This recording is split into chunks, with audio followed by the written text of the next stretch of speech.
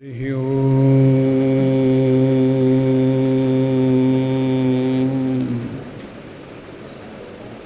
તત્સત્પરમાત્મને નમઃ. યં બ્રહ્મા વરુણેન્દ્રરુદ્રમરુતસ્તુન્વન્તિ દિવ્યૈસ્તવૈः વેદૈः સાંગપદક્રમોપનિષદૈः ગાયन्ति યં સામગા ધ્યાનાવસ્થિતતદ્ગતેન મનસા પશ્યन्ति યં યોગિનો યસ્યાં तं ન વિદુસુરાસુરગણા દેવાય તસ્મૈ નમઃ. ઓંકારં બિંદુસંયુક્तं યસ્तं ધ્યાયन्ति યોગિનઃ કામદં મોક્ષદં ચૈવ ઓંકારાય નમો નમઃ. શાંતાકારં ભુજગશયनं પદ્મનાભં સુરેશં વિશ્વાધારં ગગનસદૃશં મેઘવર્ણં શુભાંગં લક્ષ્મીકાન્तं કમલનયनं યોગિભીર્ધ્યાનગમ્યં વંદે વિષ્ણું ભવભયહરં સર્વલોકૈકનાથં. જન્માદ્યસ્ય તોન્વયાવિતરતઃ ચાર્થેષ્વપિઘ્નસ્વરાટ તેને બ્રહ્મરુદાચાદિકવયે મુહ્યન્તિ યત્સૂરયઃ. તેજો વારિમૃદાં યથા વિનિમયો યત્ર ત્રિસર્ગો મૃષા ધામ્ના સ્વેન સદા નિહસ્તકુહકં સત્યં પરમ ધીમહિ. વસુદેવસુतं દેવં કંસચાણૂરમર્દनं દેવકી પરમાનંદં કૃષ્ણં વંદે જગદ્ગુરું. ઓમ નમો ભગવતે વાસુદેવાય. ઉમિયા માત કી જય, બાળોજ માત કી જય. નમઃ પાર્વતી પતયે હર હર મહાદેવ હર. આજે તો ખૂબ શુભ દિવસ છે. મહાદેવજીનો સોમવાર પણ છે અને રક્ષાબંધન બળેવ તહેવાર પણ છે. શ્રાવણ સુદ પૂનમ, શ્રાવણ સુદ પૂર્ણિમા. પૂર્ણિમામાં ચંદ્ર પૂર્ણ કળાએ ખીલો હોય છે. એવું કહેવાય છે કે ચંદ્રની મન ઉપર બહુ અસર હોય છે. ચંદ્રમા મનસો જાતઃ, ચંદ્રમાંથી જ મન બને છે. ચંદ્ર મનનો અધિષ્ઠાતા દેવતા છે. એટલે પૂનમ ઉપર મનમાં મોજા ઉછળે છે. જેમ દરિયામાં ભરતી આવે એમ મનમાં વિચારોની ભરતી આવે છે. મોટાભાગના કવિઓ, લેખકો, ચિત્રકારો, કલાકારો એ પોતાના સારામાં સારા કામો પૂર્ણ ચંદ્રમાના દિવસે કરી શકતા હોય છે. ચંદ્ર મનનો કારક હોવાથી મનને લગતા વ્યાધિ આદિ ઉપાધિ પણ જેને ચંદ્ર સારો ન હોય એ પૂનમની આજુબાજુ કે અમાસની આજુબાજુ વધારે થતા હોય છે. ખાસ કરીને લાગણીના આવેગો પૂનમની આજુબાજુ વધારે થાય છે. જ્યારે વિરક્તતા, એકલા રહેવાનું, બધું છોડી દેવાનું, આવા વિચારો અમાવાસ્યાની આજુબાજુ બહુ આવે છે. આ સિદ્ધ થયેલી વાત હોવાથી આજે શ્રાવણ સુદ પૂનમ છે. ઘણામાં હેતની હેલી ઉપજે ભાઈઓ પ્રત્યે, અને એટલે માટે પણ પૂનમ શ્રેષ્ઠ છે. આજનો એક મંત્ર લઈએ અને પછી આપણી પદ્ધતિ પ્રમાણે ધીમે ધીમે આગળ વધીએ.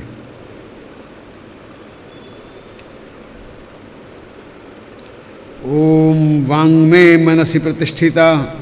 ઐતરેય ઉપનિષદનો મંત્ર છે. ઓમ વાંગ્મે મનસી પ્રતિષ્ઠિતા મનો મે વાચી પ્રતિષ્ઠિતમ આવિરાવિર્મયેધિ. કુદરતે આપણને કાન બે આપ્યા છે પણ જીભ એક જ આપી છે. એથી કુદરત ઈચ્છે છે કે આપણે સાંભળીએ વધુ અને બોલીએ ઓછું. દુર્ભાગ્યે આપણને બીજા લોકોને સાંભળવાની ટેવ ઓછી હોય છે. એટલે ઉપનિષદ સાવધાન કરે છે કે મારી વાણી મારા મનમાં સ્થિર થજો. વેદસ્ય આણીસ્થ શ્રુતમ મે મા પ્રહાસિ. જે બોલવાનું છે એ વિચારીને બોલાય, વગર વિચારે ન બોલાય. જે જીવનમાં અંતરચિંતન નથી, મનોમંથન નથી, આત્મસ્થતા નથી, એની વાણી નિર્મળ હોઈ શકે નહીં. ઋતમ વદિષ્યામિ સત્યમ વદિષ્યામિ તન્મા વવતુ તદ્વક્તારમ અવતુ અવતુ મામ અવતુ વક્તારમ અવતુ વક્તારમ. હું સારામાં સારી શ્રેષ્ઠ નિર્મળ વાણી બોલી શકું એવી પ્રભુને પ્રાર્થના છે. ઓમ શાંતિ શાંતિ શાંતિ. હવે બળેવનો તહેવાર, ભાઈ બહેનનો ભારે સંબંધ હોય. ભાઈ બહેનને હંમેશા યાદ રાખે, બહેન હંમેશા ભાઈને યાદ રાખે. એક ભાઈ બીજ અને બીજો બળેવ, આ બે પ્રસંગો પારિવારિક જીવન માટે શ્રેષ્ઠ પ્રસંગો કહેવાય છે. ગુજરાતીમાં પણ કવિઓએ આના વિશે ઘણું લખ્યું છે. આજે એક નવી કવિતા, પણ સરસ કવિતા છે, બાલમુકુંદ દવેની કવિતા છે. એમ કલ્પના કરે છે કે બે નાના ભાઈ બહેન છે અને એ લોકો બચપણમાં કેવું કરે છે એની વાત છે. પાછલા તે પોરની ઉડી ગઈ નિંદ્રા, પાછલા તે પોરની ઉડી ગઈ નિંદ્રા, સૌરે ઊંઘે ને અમે જાગતા જીરે. બધા ઊંઘી ગયા છે ને ભાઈ ને બેન બે જણા જાગી ગયા છે વહેલી સવારે. પાછલા તે પોરની ઉડી ગઈ નિંદ્રા, સૌરે ઊંઘે ને અમે જાગતા જીરે. ઓશિકા ઉપર બે ઓઢાડી ધાબળા, ચૂપચાપ ભાઈ બહેન બે ભાગતા જીરે. મા બાપને ખબર ના પડે એટલે ઓશિકા મૂક્યા, એના પર ધાબળા ઉડાડી દીધા અને બે જણા ભાગ્યા ઘરની બહાર. બિલ્લી પગે તે અમે ઉગાડ્યા આગળા, બિલ્લી પગે તે અમે ઉગાડ્યા આગળા, બાપુને બાતે શું જાણતા જીરે. પેલા લોકોને તો ખબર જ નથી કે આ ક્યાં જાય છે બે જણા. હાથમાં તે હાથ લઈ ભાગ્યા ઉતાવળા, ખુલ્લી હવાની મોજ માણતા જીરે. આજ તો મજા પડી ગઈ, ચાલો ફરીએ. ટાઢો તે હિમ જેવો વાય વાલો વાયરો, ધોળા તે ધોળા અજવાળિયા જીરે. હજુ પાછલી રાત છે એટલે અજવાળું છે. ખેતરને કોતરને ચાલ્યા વટાવતા, ખૂંદી વળ્યા ત્યાં આંબાવાડિયા જીરે. અને દોડ્યા જ કરે છે બહાર ફરવા માટે, લશ્કરની છાવણીથી આગળ એમ જાય છે. રૂપા તે રંગની રેતી વેરાયેલી, પાસે વહે છે વેણ વાંકડું જીરે. ત્યાં નાનકડો વેડો હશે અને રેતી સરસ મજાની પડી હશે. છોડી રહેઠાણ આવું રૂપાળું મોકળું, શાનું ગોઠે ઘર સાંકડું જીરે. આટલું સરસ રહેઠાણ હોય, વેડો હોય, રેતી હોય તો ઘરમાં તો ગમે કેવી રીતે. ઉડે અદીઠ રોજ ઝાકળની ચૂંદડી. હવે કવિ પોતાની કલ્પના લાવે છે કે આ ઝાકળની ચૂંદડી બધે ફેલાયેલી છે, આજે એને ઉડી જતી ખાળવી જીરે. આજ ભાઈ બહેન કે આપણે ઉડવા નથી દેવું ઝાકળને, આજ તો અહીંયા જ રમીએ. છેડો ઝાલીને એનો જાવું આકાશમાં, જોવું છે કોણ એનો સાળવી જીરે. આ ઝાકળની ચાદર જેણે પાથરી છે એ ચાદરનો વણનારો સાળવી કોણ છે એ જોવા માટે આકાશમાં જવું છે આપણે તો. ખોળો ભરી વીણી શંખલાને છીપલા, આખા એ વાદળમાં વેરવા જીરે. અને બધા શંખલા છીપલા બધા ભેગા કરી આપણે પછી આકાશમાં જઈશું, ત્યાં બધા વેરીશું. ઊંચે તે આબથી લાવીને તારલા, ધરતીને ખોળે ખંખેરવા જીરે. પછી જઈશું તો કંઈક લેતા આવીશું, ત્યાંથી તારા લાવીશું અને બધે ધરતીના ખોળામાં આપણે ખિસ્સા ખાલી કરીશું. સોનેરી કોરની લાવીને વાદળી, આકાશમાં જઈએ તો વાદળી લેતા આવીશું. ચંદ્રવા ચાર કોર બાંધશું જીરે. એ વાદળીને લાવીને આપણે ચંદ્રવો બાંધીશું આપણા ઘર આગળ. એની તે હેઠ અમે રહેશું બે ભાઈ બહેન. બોલો, એની તે હેઠ અમે રહેશું બે ભાઈ બહેન, ભાવતી રસોઈ રોજ રાંધશું જીરે. પોતાને ભાવતી રસોઈ રાંધશે. આવું બાલમુકુંદભાઈનું બહુ જૂનું પણ સરસ મજાનું એમના કાવ્ય સંગ્રહ ઝરમરિયા નામનું હતું, એમાંથી ગીત લીધું છે. સૌને બળેવની હાર્દિક શુભેચ્છાઓ. શ્રી કૃષ્ણ કનૈયા લાલ કી જય. આ સુંદર કવિતા અને એક વેદ મંત્ર, ઉપનિષદ મંત્ર પછી આપણી કથાને આગળ ગતિ આપીએ. આમ તો બળેવની વાત પણ હવે તો એટલી બધી ગૂગલમાં, ટીવીમાં, રેડિયા ઉપર બધે એટલું બધું આવે છે કે માહિતી તો બહુ જ હોય છે. પણ એ યાદ કરાવીએ કે આપણે વામન અવતારની અહીં કથા કરેલી, અને વામન અવતારમાં બલિરાજા 3 પગલાં ભગવાનને આપી ન શક્યા, એટલે ત્રીજું પગલું પોતાના મસ્તક ઉપર મૂકવાનું કહેલું. ભગવાન પ્રસન્ન થયા હતા અને એમને રસાતાળમાં મોકલી દીધા. પણ સામે એવું માગી લીધું, હે ભગવાન, તમે મારી ચોકી કરજો, હું રસાતાળમાં તો જઈશ, પણ તમે મારા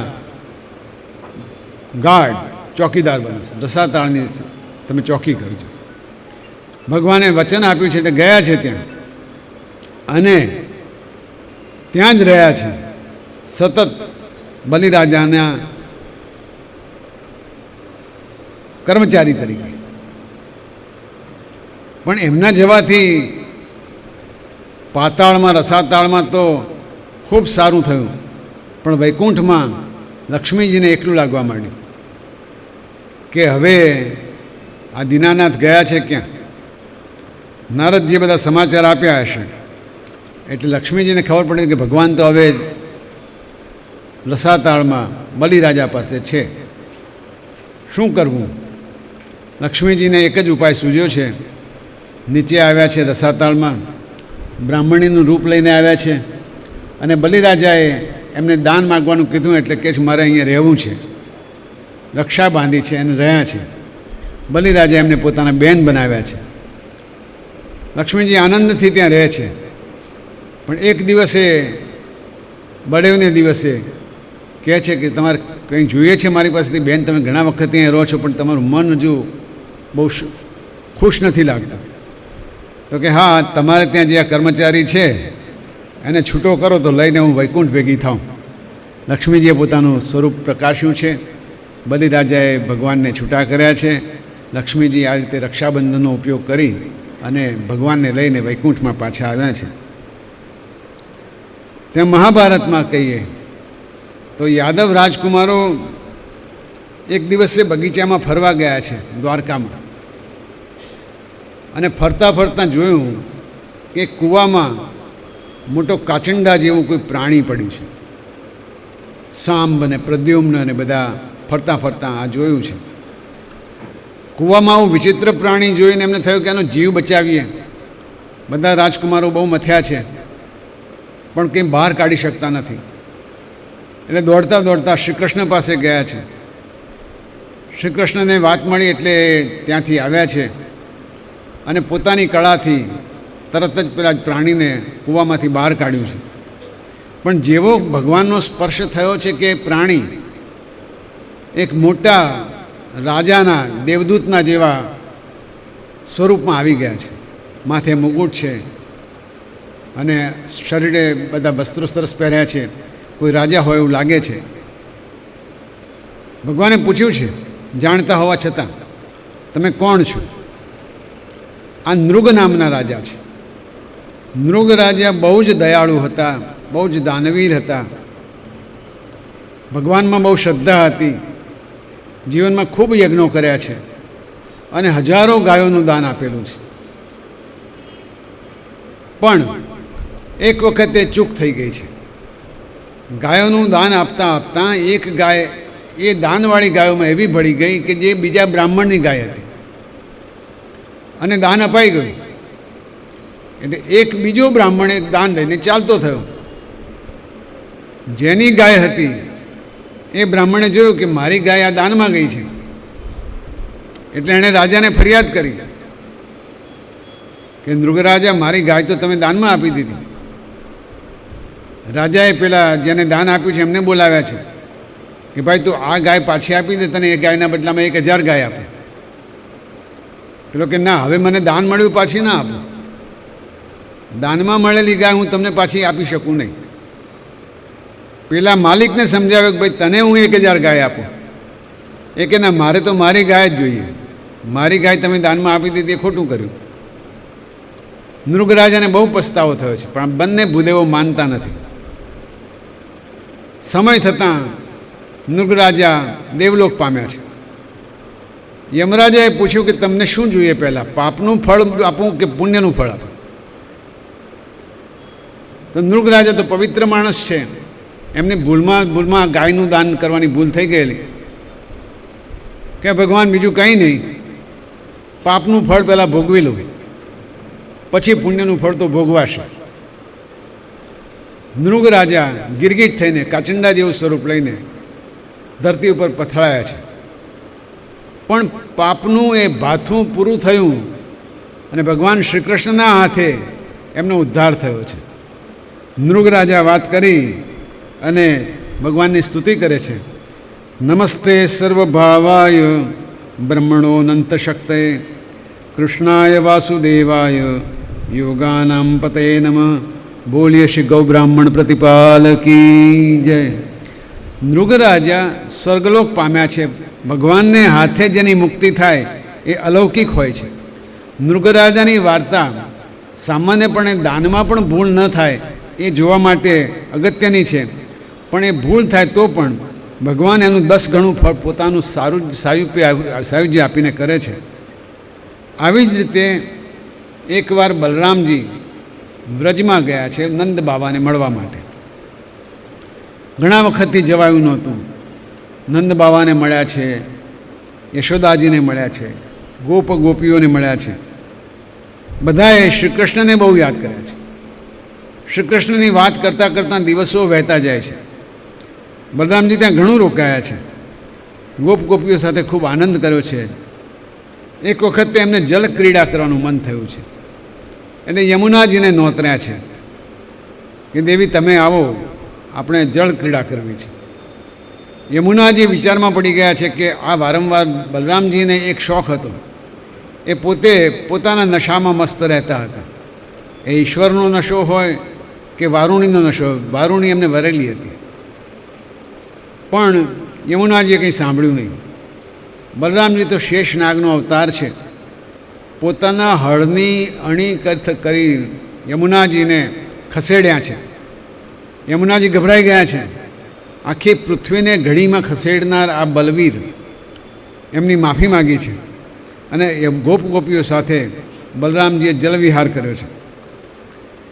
બલરામજી જ્યારે વ્રજમાં હતા ત્યારે એક પૌંડ્રક નામનો રાજા, એનો દૂત દ્વારકામાં આવ્યો છે શ્રી કૃષ્ણને મળવા અને સંદેશો કહેવા માટે. પૌંડ્રક પોતાની જાતને ભગવાન જ માને છે. એટલું જ નહીં, સાચો શ્રી કૃષ્ણ હું છું એમ માનીને એ પણ મોરનું પીછું, મુગટ બધું પહેરે છે.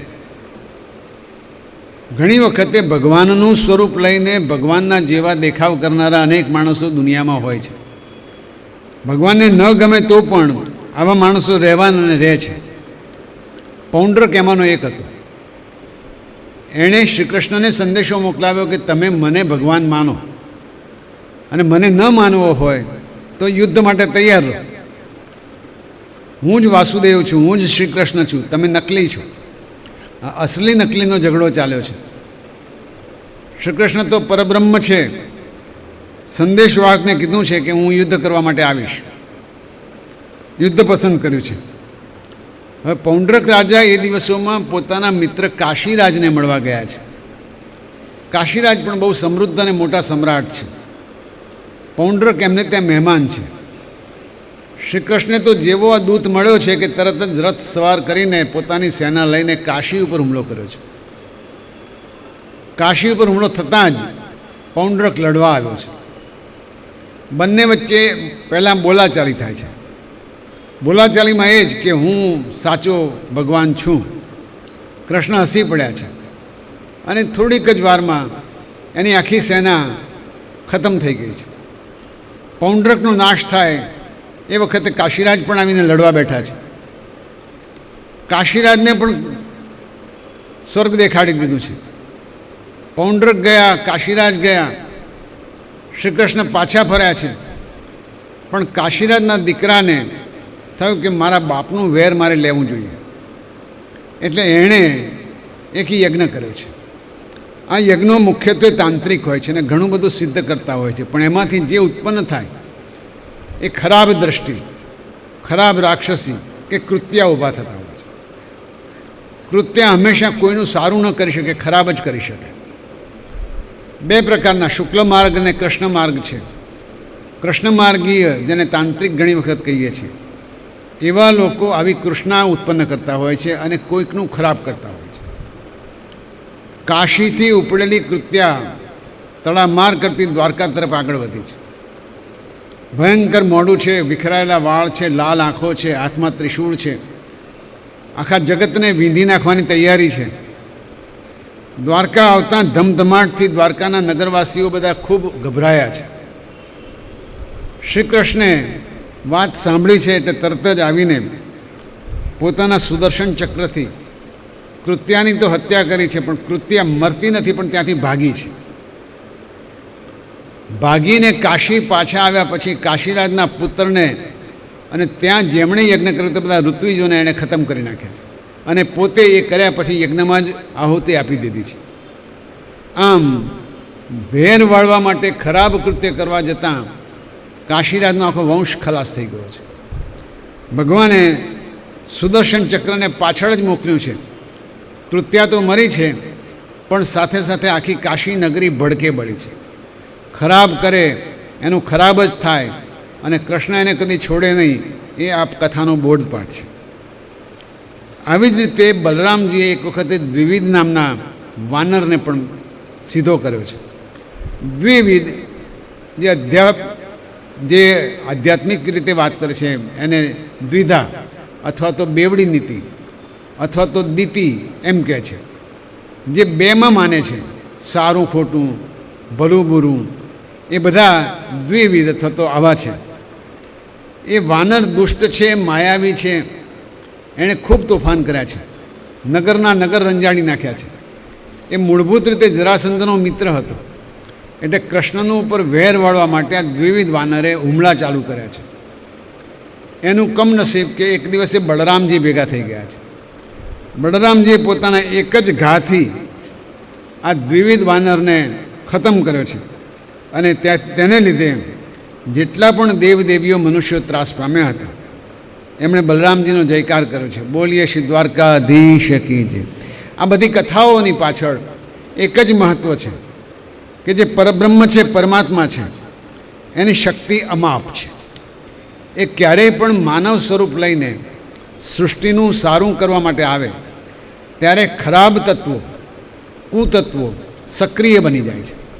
સક્રિય બનીને ભગવાનને, એમના આશ્રયદાતાઓને રંજાડવાનું શરૂ કરે છે. પણ ભગવાન પોતાના આશ્રયદાતાઓને કદી પણ એકલા છોડવા દેતા નથી. એમની સહાય હંમેશા હોય છે. એ સિદ્ધ કરવા માટે શ્રી કૃષ્ણ અને બલરામની આવી અનેક વિજય ગાથાઓ મહાભારતમાં અને ભાગવતમાં લખેલી છે. આવી જ રીતે શ્રી કૃષ્ણના જાંબવતીથી થયેલા સાંબ નામનો દીકરો ખૂબ પરાક્રમી છે, અને સાંબ એટલો જ દેખાવડો છે. દુર્યોધનની દીકરી લક્ષ્મણા એનો સ્વયંવર યોજાયો છે. સાંબ પણ ત્યાં ગયો છે, અને એના લોહીમાં શ્રી કૃષ્ણનું લોહી છે, જાંબવતીનું લોહી છે, જાંબવાનનું લોહી છે, પરાક્રમી છે. લક્ષ્મણાને ઉપાડીને અપહરણ કર્યું છે. સાંબ લક્ષ્મણાને લઈને જાય તો છે, પણ કૌરવો અને હસ્તિનાપુરનું રાજ્ય બહુ મજબૂત છે. દ્રોણ, ભીષ્મ, ને એ વખતે તો પાંડવો પણ સાથે છે. આ બધાએ ભેગા થઈને સાંબને પડકાર્યો છે. દુર્યોધને વાત વહેતી મૂકી છે કે મારી દીકરી લક્ષ્મણા બહુ સીધી સાદી છે, એણે તો આને જોયો પણ નહોતો, આણે એનું અપહરણ ખોટું કર્યું છે. યુદ્ધ થયું છે. સાંબ પણ ગાંજો જાય એવો નથી. એણે પણ પ્રતિકાર ઘણો કર્યો છે, પણ છેવટે આ યોદ્ધાઓની વચ્ચે ઘેરાઈ ગયો છે અને એને કેદ પકડવામાં આવ્યો છે. સાંબ કેદ પકડાયો છે એ વાત દ્વારકા પહોંચી છે, અને દ્વારકા પહોંચતા જ બધા યાદવો યુદ્ધ માટે થનગની રહ્યા છે. કાં તો કૌરવો નહીં, કાં તો યાદવો નહીં. બંને એકબીજાના સગા થતા હોવા છતાં યુદ્ધ માટે તૈયારીઓ થઈ ગઈ છે. જબરદસ્ત તૈયારી કરીને યાદવો સાંબને છોડાવવા માટે હસ્તિનાપુર તરફ જવાની તૈયારીમાં છે. ત્યાં બલરામજીને ખબર પડે છે. બલરામજી કે એવું કંઈ કરવાની જરૂર નથી, આપણા ભાઈઓ છે અને આપણે સમજાવટથી કામ લઈએ. યુદ્ધ કર્યા પહેલાં સમજાવીએ તો ખરા એમના મનમાં શું છે. બલરામજી પોતે ઉદ્ધવજીને લઈને હસ્તિનાપુર ગયા છે. હસ્તિનાપુરની બહાર ઊભા રહીને ઉદ્ધવજીને દૂત તરીકે મોકલ્યા છે કે જાઓ ઉદ્ધવજી, આ કૌરવોને સમજાવો કે બલરામજી આવ્યા છે અને માન મર્યાદા સાથે સાંબને એની નવવધુ સાથે પાછી આપી દો. ઉદ્ધવજી ગયા છે. રાજ્યસભામાં ભીષ્મ, દ્રોણ, કર્ણ, દુર્યોધન બધા બેઠા છે. બધાની સાથે નમ્રતાપૂર્વક ઉદ્ધવજીએ વાત કરી છે કે આપણે તો ઘરના માણસો છીએ, આમાં ગુસ્સો કરવા જેવું છે નહીં. બલરામજી પધાર્યા છે. બલરામજીને પધારેલા જોઈને બધાને બહુ જ આનંદ થયો છે, કારણ કે બલરામજી બધાના પ્રિય છે. દુર્યોધનના તો ગુરુ છે, ગદા ગુરુ છે. છતાં અહંકારનો માર્યો દુર્યોધન લડવા તૈયાર થાય છે અને ગમે તેમ બોલે છે કે યાદવો તો ગોવાળિયા છે, એ ક્યાં રાજકુળ છે, એમને મારી કન્યા કેવી રીતે આપી શકાય, અને તમને બધાને તો અમે જ મદદ કરીને મોટા કર્યા છે. આવા કુવેણ બોલતા ઉદ્ધવજીએ જઈને બલરામજીને વાત કરી છે. બલરામજીએ પડકાર કર્યો છે કે હવે હું સામને લઈને જ જઈશ. બલરામજીનું આયુધ છે હળ. હળની અણીથી હસ્તિનાપુરની ધરતીને ખોદીને ખેંચવા માંડે છે. એમનો વિચાર છે કે હસ્તિનાપુરને ગંગામાં જ વેવડાવી દઈએ. જે શેષનાગના માથા ઉપર અસંખ્ય પૃથ્વીઓ રમતી હોય એને માટે નાનકડો ધરતીનો ટુકડો તો શું મહત્ત્વનો. બલરામજીની અખૂટ શક્તિ સામે આખું હસ્તિનાપુર ડોલવા માંડ્યું છે. કરગરી પડ્યા છે. ભલભલા યોદ્ધાઓ બધા દોડતા આવ્યા છે, બલરામજીની માફી માગી છે. બલરામજીએ બધાને માફ કર્યા છે. ખૂબ ગાજતા વાગતા બધાએ સાંબને અને લક્ષ્મણાને લઈ આવ્યા છે, વિવાહ કર્યા છે. બલરામજી એ બંનેને લઈને પાછા આવ્યા છે અને યસ્યાંગ્રી પંકજ રજોખિલ લોકપાલહી મૌલ્યોત્તમૈ ધૃતમુપાસિત તીર્થ તીર્થમ બ્રહ્મા ભવોહમપી યસ્ય કલા કલાયા શ્રેષ્ઠેદવહેમ ચિરમસ્ય નૃપાસનમ ક. દુર્યોધને એવો પ્રશ્ન કર્યો તો તમે તો રાજા જ ક્યાં છો, આ રાજકન્યાને વરવા નીકળ્યા છો? ત્યારે બલરામજીનો સરસ જવાબ છે કે જેમના ચરણકમળની ધૂળ સંત પુરુષોએ સેવી અને ગંગાજી વગેરે તીર્થોને પણ એ તીર્થ બનાવે છે, એવા બધા લોકપાલ પોતાના મુગુટ ઉપર જેમની ચરણરજ ચડાવે છે, એવા બ્રહ્માજી, શિવ, હું ને લક્ષ્મીજી જેમના અંશ છીએ, એ શ્રી કૃષ્ણ ભગવાન રાજ્યાસન વગરના છે. કહેતા તમને શરમ નથી આવતી? પછી એમણે ચમત્કાર બતાવ્યો એટલે બધા જઈને પગે પડ્યા. ત્યારે કીધું, રામ રામાખિલાધાર પ્રભાવમ ન વિદામતે મૂઢાનામ ન કુબુદ્ધિનામ ક્ષંતુમ રહસ્યતિકામ. અમે મૂઢ છીએ, મૂર્ખ છીએ, હે ભગવાન બલરામજી, તમારો પ્રભાવ અમે જાણતા નથી, માફ કરી દો. બલરામજી પ્રસન્ન થયા. ખૂબ મોટી સંખ્યામાં હાથી, ઘોડા, રથ અને કરિયાવર લઈ બલરામજી, સાંબ અને લક્ષ્મણા બધા દ્વારકા આવ્યા છે. દ્વારકામાં આનંદ ઉત્સવ છવાઈ ગયો છે. બોલો શ્રી રણછોડ રાય કી જય. આમ નાની નાની દ્રષ્ટાંત કથાઓ કહીને ભગવાનનો મહિમા વર્ણવવાની શરૂઆત કરી છે. પણ ભગવાન પોતે કેવા છે, ભગવાનનું સ્વરૂપ કેવું છે, ભગવાનની પોતાની અંતરંગ લીલાઓ કેવી છે, આ જાણવાની ઈચ્છા નારદજીને થઈ છે. નારદજી તો દેવર્ષિ છે, એમને ખબર છે કે પરમાત્મા છે, પરબ્રહ્મ છે, છતાં પણ આવી રમણીય નગરી દ્વારકા, એમાં ભગવાન કેવી રીતે રહેતા હશે, આટલી બધી રાણીઓ બધાને સાચવતા કેવી રીતે હશે, નારદજીને કુતૂહલ થયું છે. અને બાળકના જેવા કુતૂહલથી એ ભગવાનના મહેલમાં પ્રવેશ્યા છે. હવે દેવર્ષિ છે એટલે કોઈ રોકટોક તો હોવાની નથી. રૂકમિણીજીના મહેલમાં પ્રવેશ્યા તો જોયું એ ભગવાને એમનું સ્વાગત કરી, ઊભા થઈને દોડતા આવ્યા છે. અરે નારદજી, તમે ક્યાંથી? બોલો બોલો, શું કામ પડ્યું? એમના પગ ધોયા છે, એમનું ચરણામૃત માથે ચડાવ્યું છે. નારદજી પ્રસન્ન થયા છે, આસન આપ્યું છે, ફલાહાર કરાવ્યો છે.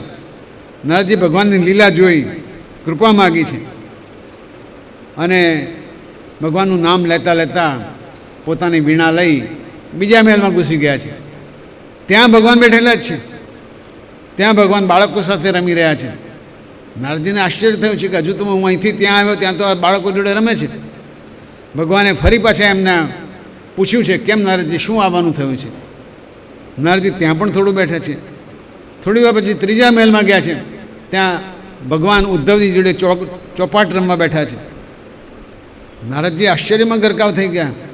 એક જ ભગવાન અનેક સ્વરૂપે કેટલા જગ્યાએ રહે છે, આમ એક મહેલ, બીજો મહેલ, ત્રીજો મહેલ એમ કરતાં કરતાં નારદજી વીણા વગાડતા ફર્યા જ કરે છે.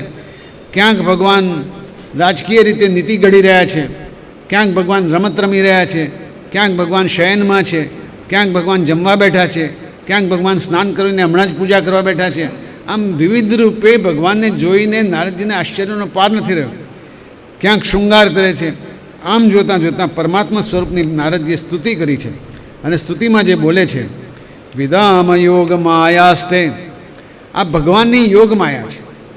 ભગવાન પોતે તો બહુ ઓછાને નજરે પડે, પણ એમની માયા એવી છે કે ઠેર ઠેર ભગવાનનું સ્વરૂપ દેખાય છે. દુર્દર્શા અપી માયમાન, ભલભલા માયાવી પુરુષોને પણ ભગવાનનું દર્શન કરવું શક્ય નથી હોતું. યોગેશ્વરાત્મનિર્ભાતા ભવત્પાદ નિવેશયા, પણ મારા ઉપર આપની કૃપા છે એટલે વળી આપના દર્શન થાય છે. હે ભગવાન, મને તમારી માયાથી બચાવો. બ્રહ્મન ધર્મસ્ય વક્તાહમ કર્તા તદનુમોદિતા તત્ શિક્ષયમ લોકમ ઇમમાસ્થિત પુત્રમાખિદ. નારદજી આવી વિનંતી કરી ત્યારે ભગવાને સરસ જવાબ આપ્યો છે કે હે દેવર્ષિ નારદ, એટલું સમજો કે હું જે કંઈ કરું છું એ લોકોને, મારા બાળકોને, મારી પ્રજાને, માનવજાતને કંઈક શિક્ષણ આપવા માટે કરું છું.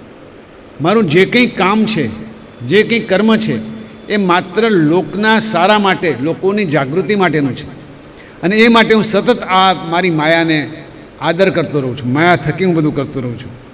મારે ધર્મનો ઉપદેશ આપવો, ધર્મને બચાવવો, એ કામ કરવા માટે અનેક કામો કરવા પડે છે. અને એટલે માટે લોક શુશ્રૂષયા, લોકોની જાગૃતિ માટે જ બધું કામ કરતો રહું છું. આમ ભગવાને એમને સમજાવે છે. અને વાત પણ સાચી છે.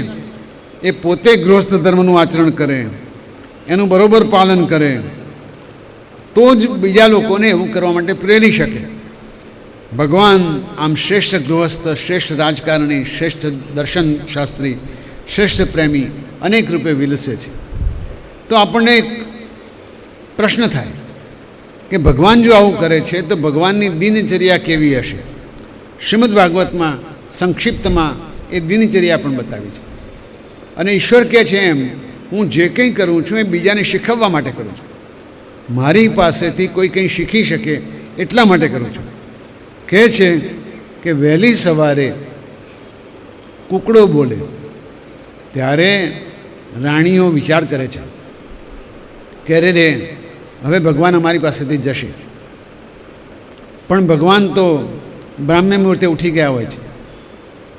ઉઠીને તરત જ સરસ મજાના પારિજાતકની સુગંધવાળા પોતાના ઉપવનમાં ભમરાઓનો ગુંજારવ હોય, પક્ષીઓનો કલરવ હોય, ત્યાં બ્રાહ્મે મુહૂર્તે ઉત્થાય વાયુસ્ય સ્પૃશ્ય માધવ, વહેલા ઉઠી અને પોતાના આંગણમાં બેસીને બ્રહ્મની ઉપાસના કરે છે. આપણે જે જાગને જાદવાવાળી વાત છે, તુજ વિના ધ્યાનમાં કોણ જશે, 6 ઘડી બાકી હોય ત્યારે ભગવાન ઉઠી જાય છે, બ્રાહ્મ મુહૂર્તમાં ઉઠે છે. તો પહેલો પાઠ એ કે જો ભગવાન બ્રાહ્મ મુહૂર્તમાં ઉઠી જતા હોય તો આપણે પણ બ્રાહ્મ મુહૂર્તમાં ઉઠવાની કોશિશ તો કરવી જોઈએ. અને ભગવાન પોતાની દિનચર્યા તે પછી શું કરે તો સૌથી પહેલાં માયાતીત આત્મ સ્વરૂપનું ધ્યાન ધરે છે. ભગવાન પોતે બધાને બતાવે છે, એક ડેમોન્સ્ટ્રેશન પોતાના થકી જ બધાને બતાવવું છે કે ઉઠીને સૌથી પહેલું કામ પોતાના આત્મતત્વનું ધ્યાન કરવાનું છે. અને એ પછી પવિત્ર જળથી સ્નાન કરે છે, શુદ્ધ ધોતી પહેરી, દુપટ્ટો ઓઢી નિત્ય કર્મ સંધ્યાવંદન કરે છે. એના પછી મૌન રહીને ગાયત્રીનો જાપ કરે છે, હવન કરે છે. અને ત્યાં સુધીમાં સૂર્યોદય થયો હોય, એટલે કે આટલું કામ પતાવે ત્યાં સુધીમાં સૂર્યોદય થાય છે. આમ સંધ્યા જે કરતા હોય એને માટે પણ નિયમ છે કે ઉત્તમા તારકોપેતા મધ્યમાં લુપ્ત તારકાહ. તારાઓ હોય ત્યારે જે સંધ્યા કરી હોય એ ઉત્તમ, તારાઓ ન હોય અને સૂર્ય હજુ ઉગ્યો ના હોય એ મધ્યમ, અને સૂર્ય ઉગ્યા પછી કરેલી સંધ્યા એ કનિષ્ઠ સંધ્યા કહેવાતી હોય છે. તો ભગવાને સૂર્યોદય થાય તે પહેલાં પોતાના સંધ્યા પૂજા પતાવ્યા છે.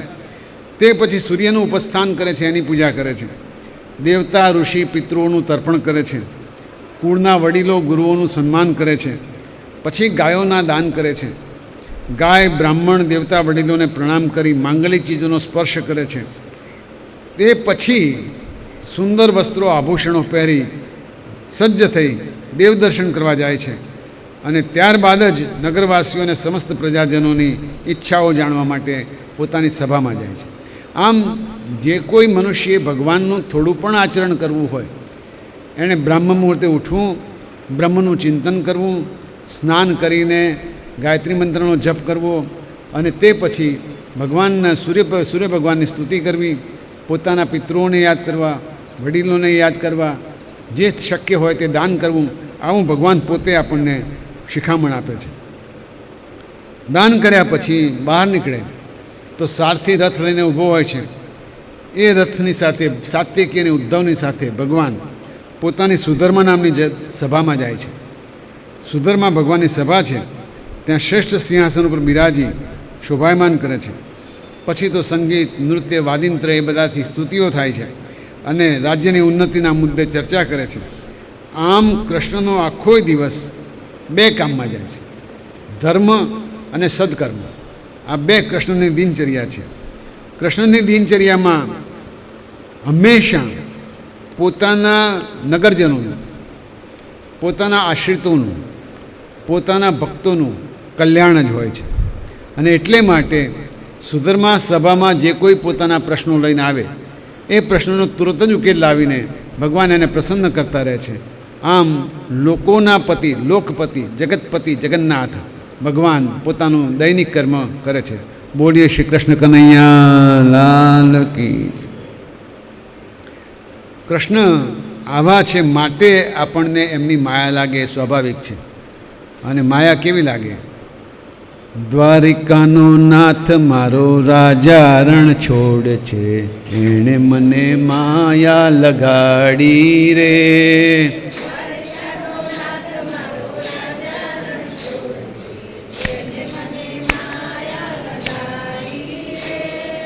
એણે મને માયા લગાડી મારા વાલા,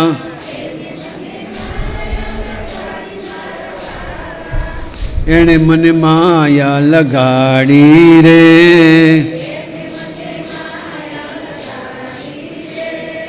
ગાયોનો ગોવાળ મારો રાજા રણ છોડ છે ને મને માયા લગાડી રે.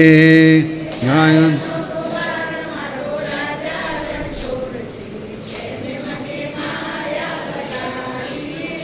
હે ગાયોનો ગોવાળ મારો રાજા રણ છોડ છે, એણે મને માયા લગાડી રે.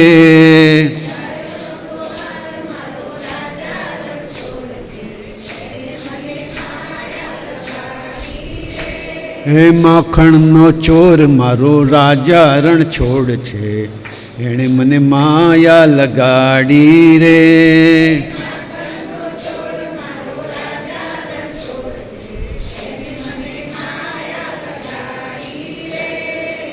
એણે મને માયા લગાડી મારા વાલા, એણે મને માયા લગાડી રે.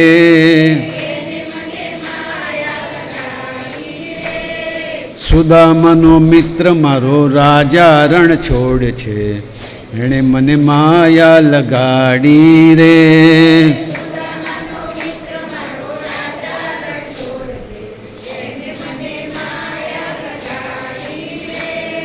રાધાનો શ્યામ મારો રાજા રણ છોડ છે, રાધાનો શ્યામ મારો રાજા રણ છોડ છે.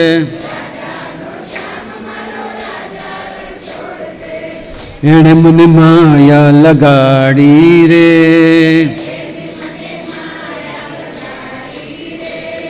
એણે મને માયા લગાડી મારા વાલા, એણે મને માયા લગાડી રે.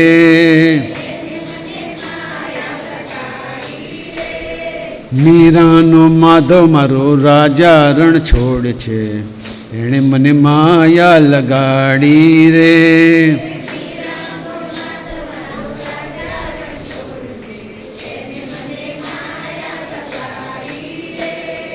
શબરીનો રામ મારો રાજા રણ છોડ છે, વિભીષણનો રામ મારો રાજા રણ છોડ છે, હનુમાનના રામ મારો રાજા રણ છોડ છે,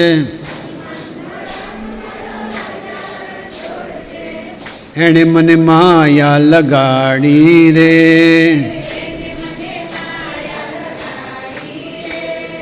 એણે મને માયા લગાડી મારા વાલા, એણે મને માયા લગાડી રે,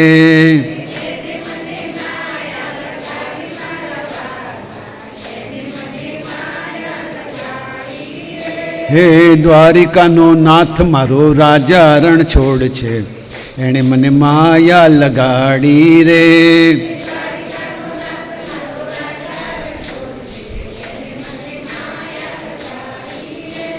ગાયોનો ગોવાળ મારો રાજા રણ છોડ છે, એણે મને માયા લગાડી રે,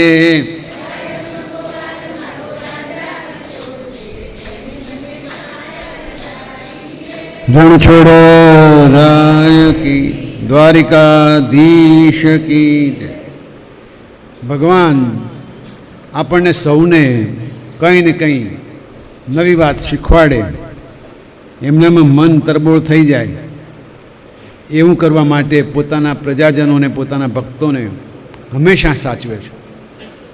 સુધર્મા સભામાં એક દિવસની વાત છે. એક વ્યક્તિએ આવીને ભગવાનની પાસે રજૂઆત કરી છે કે જરાસંધે પોતાની વિજય યાત્રા દેશમાં કરી ત્યારે જે રાજાઓએ એને નતમસ્તકે પોતાના મુગટ નીચે ચરણ આગળ મૂકીને પ્રણામ નથી કર્યા, એ બધા રાજાઓને કેદમાં પૂર્યા છે. આવા 20,000થી વધારે રાજાઓ કેદમાં સવડે છે. જે રાજાઓ જરાસંધને ન નમે એ બધા જેલમાં જાય છે અને બળપૂર્વક 20,000થી વધારે રાજાઓને જરાસંધે જેલમાં પૂર્યા છે. હે ભગવાન, આપે 17 વાર એને પરાજિત કરેલો, પણ 18મી વખતે આપે મથુરા છોડી દીધું એટલે એ પોતાને વિજયી માને છે અને એ અહંકારમાં એ બાકીના બધા રાજાઓને ખૂબ દબાવે છે. જરાસંધ ખૂબ ઘમંડી બની ગયો છે. તો આપને કૃપા કરીને જે ઠીક લાગે તે કરો. ભગવાન વિચારમાં પડી ગયા છે. દૂતે આ સંદેશો કીધો અને કંઈક એના ઉપર પગલાં લેવાય ત્યાં જ દેવર્ષિ નારદ પણ એ જ સભામાં પધાર્યા છે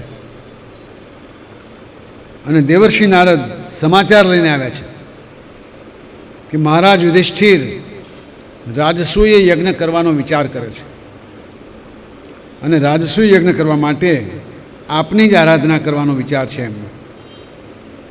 નારદજી ભગવાનની સ્તુતિ કરે છે. યસ્યામલમ દેવી યશ પ્રથિતમ રસાયામ ભૂમૌ ચ તે ભુવન મંગળ દિગ્વિતાનમ મંદાકિનીતિ દિવિ ભોગવતીતિ આદો ગંગેતિ ચેહ ચરણાંબુ પુનાતિ વિશ્વમ. હે ભગવાન, આપની કીર્તિ સ્વર્ગમાં, પૃથ્વી ઉપર, પાતાળમાં બધે જ ફેલાય છે. એમ જ માનો કે સ્વર્ગમાં એ મંદાકિની રૂપે વહે છે, પૃથ્વી પર ગંગાજી રૂપે વહે છે અને પાતાળમાં ભોગવતી નદી બનીને વહે છે.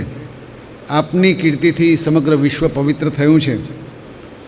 આ દૂતની વાત જાણીને યદુવંશી વીરોને તો ઈચ્છા છે કે આપણે જરાસંધ સાથે યુદ્ધ કરી લઈએ. ત્યાં ભગવાન શ્રી કૃષ્ણ બોલ્યા છે. એ તો અંતર્યામી છે, એ પોતે પોતાના થકી કંઈ કરવાનું ઓછું કરે છે. ઉદ્ધવજીને પૂછે છે કે ઉદ્ધવજી, આ પ્રશ્નમાં તો તમે અમારા વડીલ છો, તમે અમારા જ્ઞાનના નેત્ર છો એમ કહે છે. અમારા બધાનું જે જ્ઞાન છે એ તમારા થકી છે, આવું ભગવાન ઉદ્ધવજીને કહે છે. તમે જે કહેશો એ પ્રમાણે આપણે કરીએ. આ મહાનતા છે. મોટો માણસ પોતાના આશ્રિતોને, પોતાના ભક્તોને પોતાના કરતાં મોટા કહે અને એ રીતે એના વખાણ કરે, એ જ એની મોટાઈ છે. ઉદ્ધવજી ભગવાનની ઈચ્છા જાણે જ છે, એટલે એમની ઈચ્છા મુજબનો જવાબ આપ્યો છે.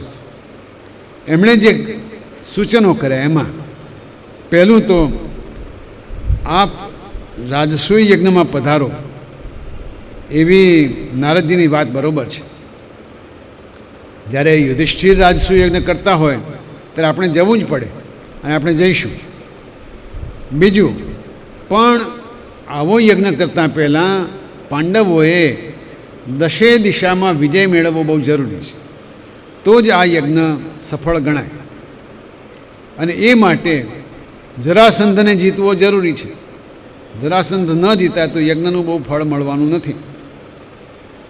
જરાસંધ જીતશે તો પેલા રાજાઓ છૂટા થશે, મુક્તિ મળશે, અને એ જો મુક્તિ મળશે તો આપણને યશ મળશે. આ બધા ફાયદા છે. પણ જરાસંધ બહુ બળવાન છે, એને જીતવો એટલો બધો સહેલો નથી. કદાચ એને જો ભીમસેન હરાવી શકે તો બને. સેના યુદ્ધમાં જરાસંધને પરાજિત કરવામાં વર્ષો વીતી જાય તો એ હારે એવો નથી. તમારી ઉપર જુઓ ને 18 વખતે ધસી આવ્યો છે. પણ આમાં પણ એક કિમીઓ છે. જરાસંધ બ્રાહ્મણોનો ભક્ત છે, અને કોઈ બ્રાહ્મણ તરીકે એની પાસે કંઈ માગે તો એ જરૂર આપી દે છે. એટલે બ્રાહ્મણ વેશમાં જઈને જો એની પાસે દ્વંદ્વ યુદ્ધ માગીએ અને ભીમસેન જો આ યુદ્ધ કરે તો જીતવાની શક્યતાઓ છે. આમ ભગવાન આપની શક્તિ અને ભીમસેનનો ઉત્સાહ એ બે ભેગા થાય તો જરાસંધનો વધ થાય, રાજસૂય યજ્ઞ પણ થાય. આમ ઉદ્ધવજીએ ભગવાનની ઈચ્છા પ્રમાણે ભગવાનને કહ્યું છે. જાણે બધાના વતી ભગવાન એમને સાંભળતા હોય એમ ધ્યાનથી સાંભળ્યા છે. ઇન્દ્રપ્રસ્થ જવાની તૈયારી કરી છે. મોટી સેના, પરિવારજનો અને તમામ સામગ્રી લઈને એ નીકળ્યા છે. નારદજીએ ભગવાનની સ્તુતિ કરી છે. જરાસંધને ત્યાંથી આવેલા દૂતને રવાના કર્યો છે કે જાઓ બધા રાજાને જઈને કહેજો કે જરાસંધને હું ચોક્કસ મરાવીશ. ભગવાન શ્રી કૃષ્ણે એને સંપૂર્ણ ખાતરી આપી છે અને વિદાય કરે છે. આ બાજુ ભગવાન શ્રી કૃષ્ણ અને તેમની સેનાનું યુધિષ્ઠિરે ઇન્દ્રપ્રસ્થમાં સ્વાગત કર્યું છે. પાંડવો બહુ જ રાજી થયા છે.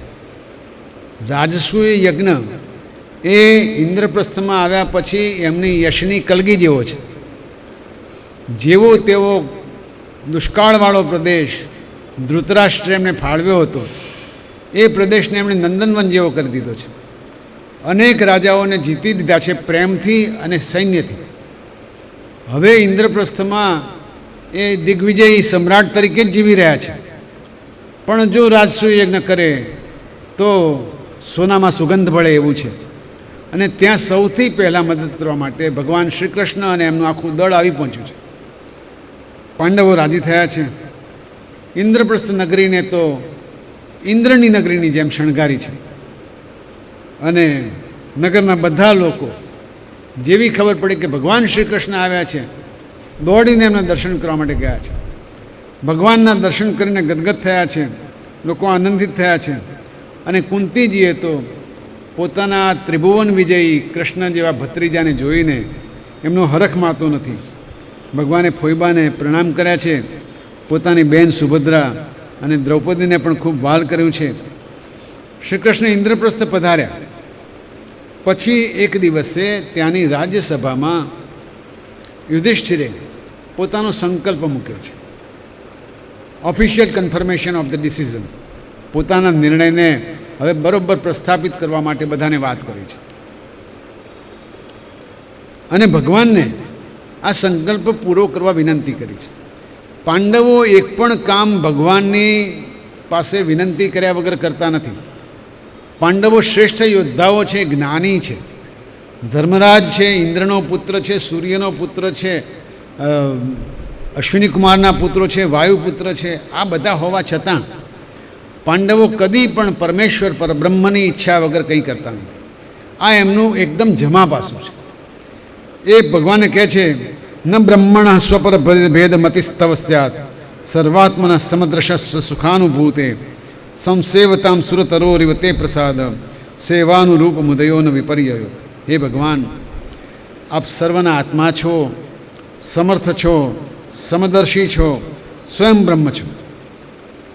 બીજું, આપણામાં પારકો અને મારો એવો ભેદભાવ નથી. છતાં પણ જે આપની સેવા કરે એને આ ફળ અવશ્ય આપો છો. ફળ એટલું મળે જેટલી સેવા કરી હોય. ઓછું વધતું ફળ મળે એમાં સેવાનો ભેદ હોય છે, ભગવાનનો ભેદ હોતો નથી. શ્રી કૃષ્ણે પણ યુધિષ્ઠિરની ભક્તિને, સેવાને વખાણી છે, એના સંકલ્પને વખાણ્યો છે, અનુમોદન આપ્યું છે અને સ્પષ્ટ કહ્યું છે કે યુધિષ્ઠિર, હું તમારી સાથે જ છું. કોઈ રાજા જ્યાં દેવો તમારો તિરસ્કાર કરી શકે એમ નથી, તો રાજા તો તમારો તિરસ્કાર કરી જ કેમ શકે? અનેક રાજાઓને તમે લોકોએ પ્રેમથી જીતી લીધા જ છે, પણ હજી જરાસંધ જીતાયો નથી. યુધિષ્ઠિરે કૃષ્ણને વાત કરી કે શું કરવું જોઈએ. શ્રી કૃષ્ણે એ જ ઉપાય બતાવ્યો છે જે ઉપાય એમણે ઉદ્ધવજી મારફતે યાદવ સભામાં બતાવ્યો હતો કે જરાસંધ બ્રહ્મ ભક્ત છે, બ્રાહ્મણ ભક્ત છે, દ્વંદ્વ યુદ્ધ આપી દેશે. દ્વંદ્વ યુદ્ધ જો થાય તો ભીમસેનની સાથે ટકરાય તો કદાચ પરિણામ બહુ હકારાત્મક આવે તેવું છે. ત્રણેય જણા ગિરિવ્રજ ગયા છે. ગિરિવ્રજ એ મગધની રાજધાની, જરાસંધની રાજધાની છે. શ્રી કૃષ્ણ, અર્જુન અને ભીમસેન જરાસંધની નગરીમાં બ્રાહ્મણ વેશે ગયા છે. બ્રાહ્મણ વેશે ગયેલા જરાસંધ, આ ત્રણેય જણા જરાસંધ જ્યારે અર્ઘ્ય આપીને સૂર્યની પૂજા કરી રહ્યો છે ત્યાં પહોંચ્યા છે. જરાસંધનો નિયમ છે કે પૂજા કર્યા પછી દાન આપવું. ત્રણેય બ્રાહ્મણોને જોઈને પૂછ્યું છે કે બ્રહ્મદેવો, હું તમારી શું સેવા કરી શકું? તમારે જે જોઈતું હોય તે માગી લો. એટલે કૃષ્ણ ભગવાન એના વખાણ કર્યા છે. કિમ દુર્મર્ષમ તિતિક્ષૂણામ કિમ અકાર્યમ અસાધુભિ કિમ ન દે વદાન્યાનમ કહ પરપર સમદર્શિનામ. કૃષ્ણ એને સમજાવે છે કે અરે ભાઈ, હે રાજા, જેણે ખરાબ જ કરવું છે એ શું ખરાબ ન કરી શકે? જેણે સારું જ કરવું છે એ શું સારું ન કરી શકે? જેણે દાન જ આપવું છે એ શું દાન ન આપે? અને જેણે સહન કરવું છે એ શું સહન ન કરે? મતલબ કે જેણે દાન આપવું છે આપી જ દેવાનું છે, જેણે સહન કરવાનું છે સહન કરવાનું જ છે, જે સારું કરવાનું છે સારું જ કરવાનું છે, અને ખરાબ કરનાર હંમેશા ખરાબ જ કરવાનો છે. માટે હે રાજા, તારે દાન આપવું હોય તો અમે માગીએ તારે આપવું પડશે. જરાસંધે કૃષ્ણનો અવાજ સાંભળ્યો, આ ત્રણેય જણના હાથ જોયા તો એમાં ધનુષ્યની દોરી ખેંચવાથી પડેલા લીસોટા ભારોભાર દેખાયા.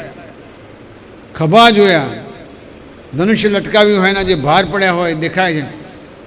ખુલ્લા શરીરે આવેલા બ્રાહ્મણો, બ્રાહ્મણ તો છે નહીં, જરૂર ક્ષત્રિય છે. પણ જરાસંધ વિચારે છે કે બલિરાજા જેવો રાજા બ્રાહ્મણોને પોતાને ખબર હોવા છતાં, શુક્રાચાર્યની ચેતવણી હોવા છતાં જો દાન આપી શકે તો હું પણ ક્યાં કમ છું? જો ક્ષત્રિય આવી રીતે બ્રાહ્મણ બનીને મારી પાસે ભીખ માગવા આવતો હોય તો મારો ધર્મ થઈ પડે છે કે હું એને ભિક્ષા આપીશ. જરાસંધે નક્કી કર્યું છે કે જે થવાનું તે થાય. અને ભગવાન શ્રી કૃષ્ણે એની પાસે દ્વંદ્વ યુદ્ધની માગણી કરી છે. જરાસંધ વીર પુરુષ છે, ઓળખી તો ગયો છે, છતાંય ખડખડાટ હસીને કહે છે કે કૃષ્ણ, તારી જોડે તો હું યુદ્ધ નહીં કરું. તું ભાગેડું છે, જે નાસી જાય એની સાથે યુદ્ધ કરવામાં મારી વીરતા શરમાય. હું તારી સાથે તો યુદ્ધ નહીં કરું. આ અર્જુન મારા કરતાં નાનો ઉંમરમાં છે અને એની બહુ તાકાત પણ મારી સાથે લડવાની લાગતી નથી, એની સાથે પણ હું યુદ્ધ નહીં કરું. હા, ભીમસેન બરાબર છે, એની સાથે યુદ્ધ હું કરી શકું. જુઓ, એ સરળતાથી જીતી શકતો હોત અર્જુન સાથે યુદ્ધ કર્યું હોત તો, પણ એ ગદા યુદ્ધ કરવા માગે છે, ભીમસેનની સામે જ માગે છે. આમાં પણ ઈશ્વરની જ નિયતિ છે. ભીમસેનની સાથે યુદ્ધ માટે જરાસંધે પોતે ગદા આપી છે બીજી ગદા પોતે લીધી છે અને પછી બેઉ બળિયા બાથે વળિયા એની જેમ ભયંકર યુદ્ધ જામ્યું છે. એકબીજાના દાવપેચ જાણતા જાય છે, લડતા જાય છે, જાણતા જાય છે, લડતા જાય, મારતા જાય છે, પછડાતા જાય છે, ઘાસ જીતતા જાય છે, ઘા આપતા જાય છે. એક દિવસ વીત્યો, કોઈ હાર્યું નથી. રાત પડે એટલે બેઉ બળિયા જાણે મિત્રો હોય એવી રીતે રાત્રે જોડે સૂઈ જાય છે. એ દિવસો કેવા સારા હશે કે જ્યારે શત્રુઓ પણ કેટલાક નિયમો પાળતા હતા. બીજે દિવસે ફરી પાછું યુદ્ધ, ફરી પાછું આરામ. 2 દિવસ 3 દિવસ એમ કરતાં કરતાં 27 દિવસ સુધી આ યુદ્ધ ચાલ્યું છે. ભીમસેન કે ભગવાન તમે મને મોટી બલામાં નાખ્યો છે. આ 27 દિવસ સુધી યુદ્ધ કરી કરીને મારા તો બધા મસલ દુખવા માંડ્યા છે. હવે કંઈક કૃપા કરો, કંઈક કિમિયો બતાવો તો છે. ભીમસેન જેવો ભીમસેન જરાસંધની સામે થોડો નબળો સાબિત થઈ રહ્યો છે. અને એનું એક જ કારણ છે, ભીમસેન મહાપરાક્રમી છે, અતુલ બળધામી છે, વાયુનો પુત્ર છે, પણ થોડો આળસુય છે.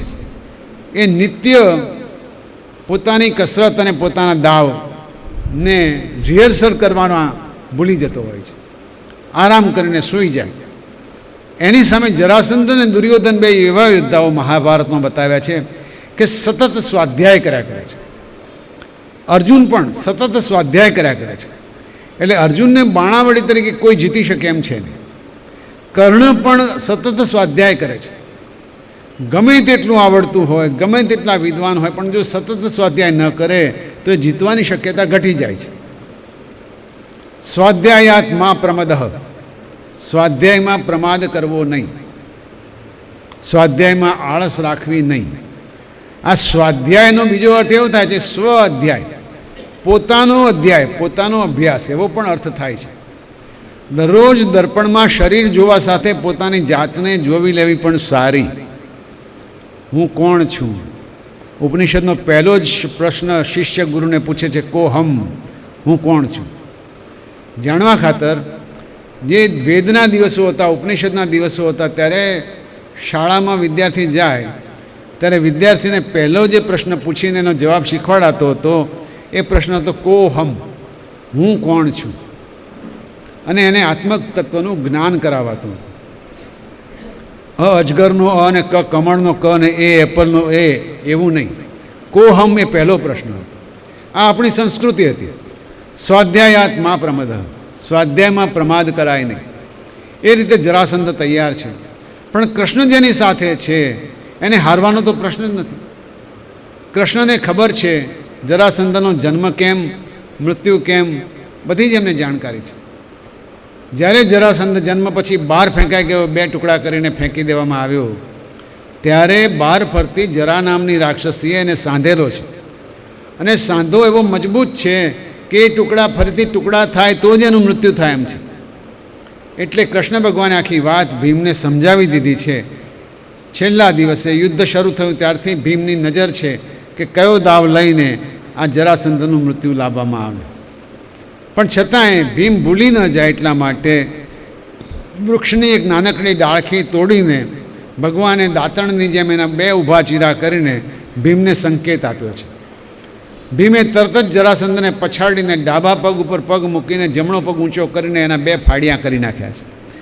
જરાસંધ ઊભો ને ઊભો અંડકોશથી માંડીને માથા સુધી ઊભો ચીરાઈ ગયો છે. 2 ફાડિયા 2 બાજુ નાખી દેવાથી જરાસંધ હવે ફરી જીવતો થાય એમ છે નહીં. શ્રી કૃષ્ણચંદ્ર ભગવાન કી જય. કૃષ્ણ લીલાવતાર છે. શરૂઆતથી જ હું કહેતો આવ્યો છું આ 15મા દિવસ સુધી કે કૃષ્ણ માનવની જેમ જે કરે એ ખાતર માત્ર લીલા જ છે.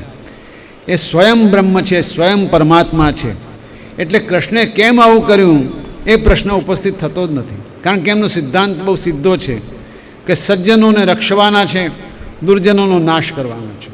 જરાસંધનો નાશ થયો છે, 27 દિવસ પૂરા થયા છે. રાજસૂય યજ્ઞમાં કોઈ વિઘ્ન હવે રહ્યું નથી. જરાસંધના પુત્ર સહદેવને ગાદી આપી છે. સહદેવને ગાદી ઉપર બેસાડ્યો છે. એણે કેદ કરેલા 20,800 રાજાઓને સ્વતંત્ર કર્યા છે.